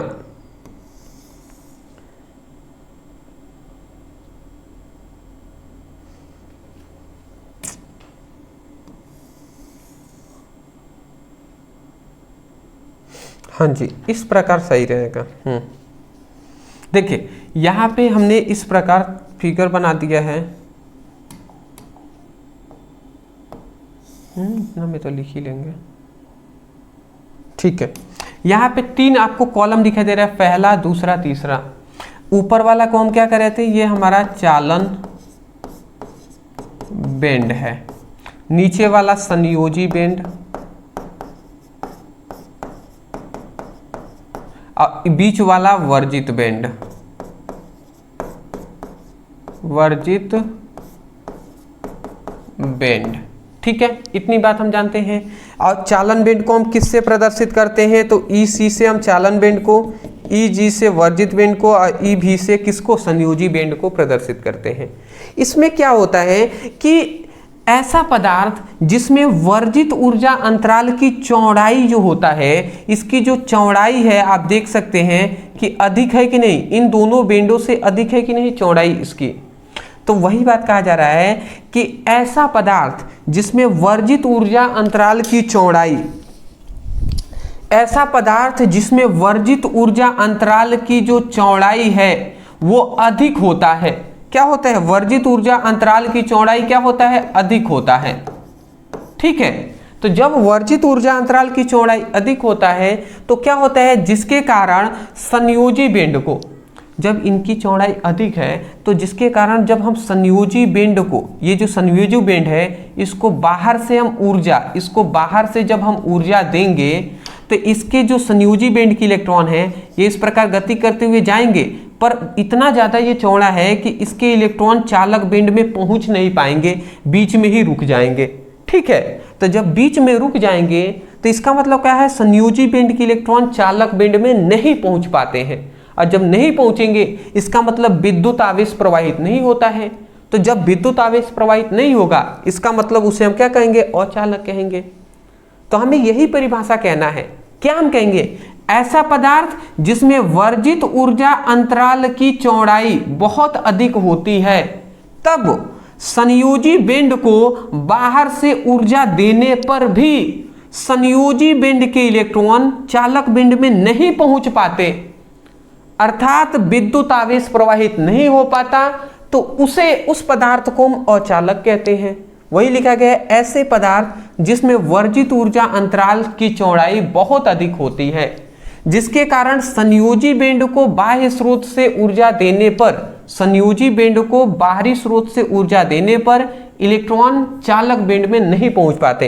इलेक्ट्रॉन है वो चालक बेंड में नहीं पहुंच पाते, जिसके कारण विद्युत आवेश प्रवाहित नहीं होता, और जब विद्युत आवेश प्रवाहित नहीं होगा तो उस पदार्थ को हम क्या कहेंगे? अचालक कहेंगे। समझ में आ गया होगा? ठीक है जी।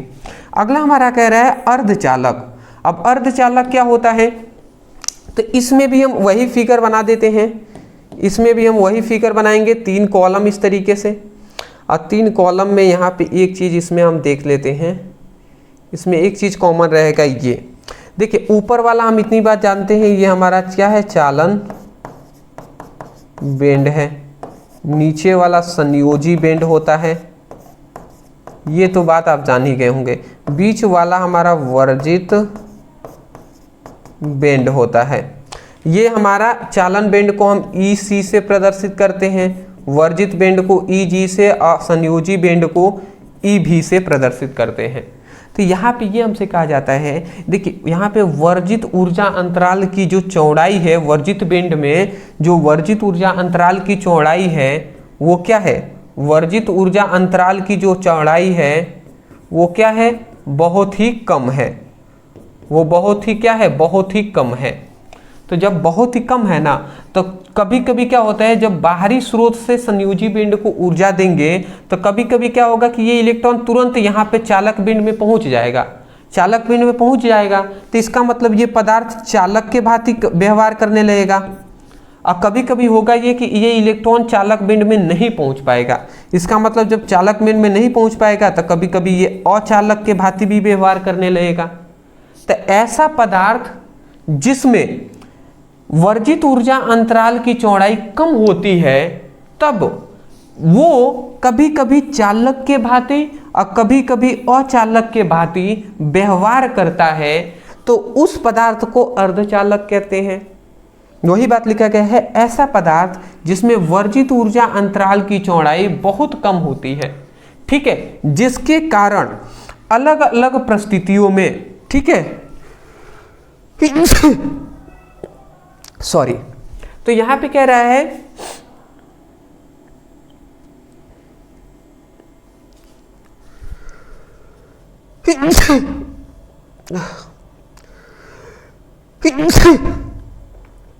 सॉरी,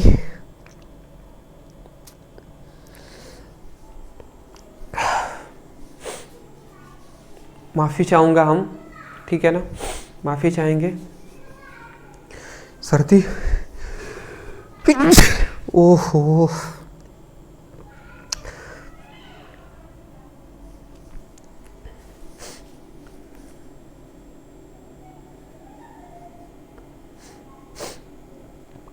माफ़ी चाहूँगा, देखता हूँ तो इसको एडिट कर देंगे या कोई दिक्कत नहीं है, नॉर्मल है भाई। जाहिर सी बात है, आप भी जानते हैं हम सब नेचर के व्यक्ति हैं, ठीक है, मानव का ये तो नेचर ही है, कुछ भी हो सकते हैं, सर्दी खांसी तो ये नॉर्मल बातें हैं, थोड़ी हो गई है। तो यहाँ पे हम क्या कह रहे थे, यहाँ पे ये भी कह रहे थे कि ऐसा पदार्थ जिसमें वर्जित ऊर्जा अंतराल की चौड़ाई बहुत कम होती है, तो उस परिस्थितियों में, तब विभिन्न परिस्थितियों में कभी कभी ये पदार्थ चालक के भांति और कभी कभी अचालक के भांति व्यवहार करता है, तो उस पदार्थ को अर्धचालक कहते हैं। यही ना बात हमने यहाँ पे लिखा है जी, कि ऐसा पदार्थ जिसमें वर्जित ऊर्जा अंतराल की चौड़ाई बहुत कम होती है, जिसके कारण अलग अलग परिस्थितियों में कभी चालक के भांति और कभी कभी अचालक के भांति व्यवहार करता है, उसे अर्धचालक कहते हैं। स्क्रीनशॉट ले लीजिए आप।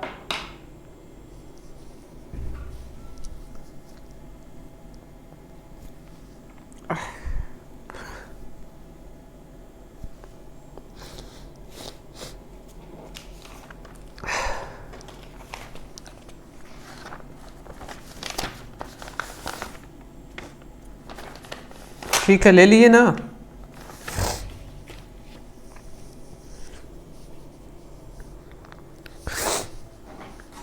ठीक है, चलिए, तो इतनी आपको ये सभी चीज़ें याद कर लेना है। एक और टॉपिक बस बचा हुआ है, उसको भी हम दिखा दे रहे हैं। वो है हमारा अर्धचालक डायोड क्या होता है, इसको भी हमें बताना है। तो ये भी हम समझ लेते हैं जी। अर्धचालक डायोड, अर्धचालक डायोड क्या है, तो यहाँ पे समझिएगा, जब पी प्रकार के अर्धचालक को एन प्रकार के अर्धचालक के साथ जोड़ा जाता है तो पीएन संधि डायोड बन जाता है। तो बनने वाले उपकरण को अर्धचालक डायोड कहते हैं। तो बताइए समझ में आ गया या नहीं। देखिए इसको तो ये तो बहुत ही नॉर्मल सा हमारा यहाँ पे बताया गया है।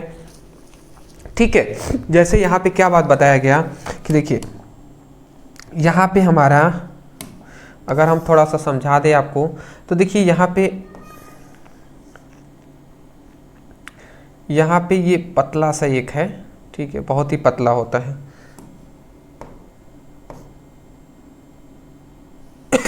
चलिए, तो यहाँ पे हम ये कह रहे हैं कि ये जो हमारा ये बॉक्स है जिसमें हमारा कोटर होते हैं, कोटर जो होते हैं वो धनात्मक होते हैं, इस बात को याद रखेंगे। ठीक है, तो ये हमारा जिसमें कोटर होते हैं इसे हम पी टाइप कहते हैं, पी प्रकार का अर्धचालक है। तो ये पी अर्धचालक है या पी भाग है। पी भाग का मतलब याद रखेंगे, ये पी प्रकार का अर्धचालक है। और यहाँ पे एक है, ये भी हमारे पास एक भाग है, इसमें इलेक्ट्रॉन है, मुक्त इलेक्ट्रॉन। तो जिसमें मुक्त इलेक्ट्रॉन होते हैं उसे हम एन प्रकार का अर्धचालक कहते हैं। तो ये एन प्रकार का अर्धचालक है, तो इसको एन भाग हम शॉर्ट में लिखते रहे हैं। ये पी प्रकार का अर्धचालक है, ये एन प्रकार का अर्धचालक है। तो जब पी प्रकार का अर्धचालक एन प्रकार के अर्धचालक दोनों आपस में मिलते हैं तो क्या बन जाता है,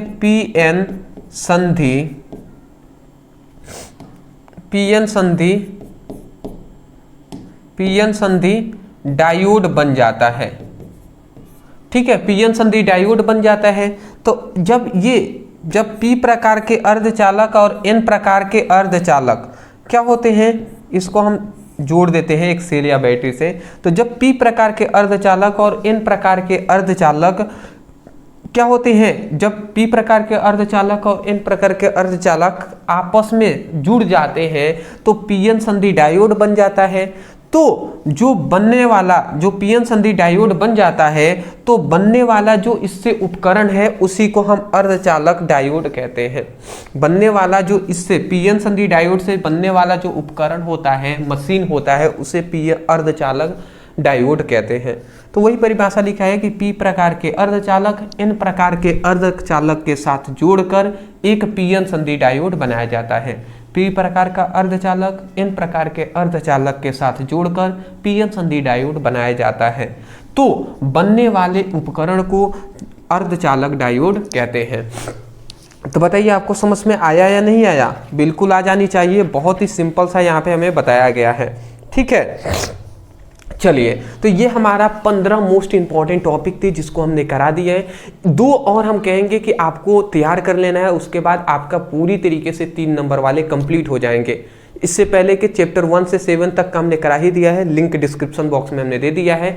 अगर आपने अभी तक नहीं देखे हैं तो इस वीडियो को आप यहाँ तक देख लिए, उसको जरूर देख लीजिएगा। 2 टॉपिक केवल हैं, इसको आप तैयार कर लीजिएगा। ये 3 नंबर में पूछे जाते हैं। पहली बात, किसी सूक्ष्मदर्शी की आवर्धन क्षमता से क्या तात्पर्य है। सूक्ष्मदर्शी की आवर्धन क्षमता का परिभाषा देना है। संयुक्त सूक्ष्मदर्शी की आवर्धन क्षमता का सूत्र लिखना है। उसका अंतिम प्रतिबिंब कहाँ बनता है ये भी आपको बताना है। मतलब संयुक्त सूक्ष्मदर्शी के बारे में सब बताना है।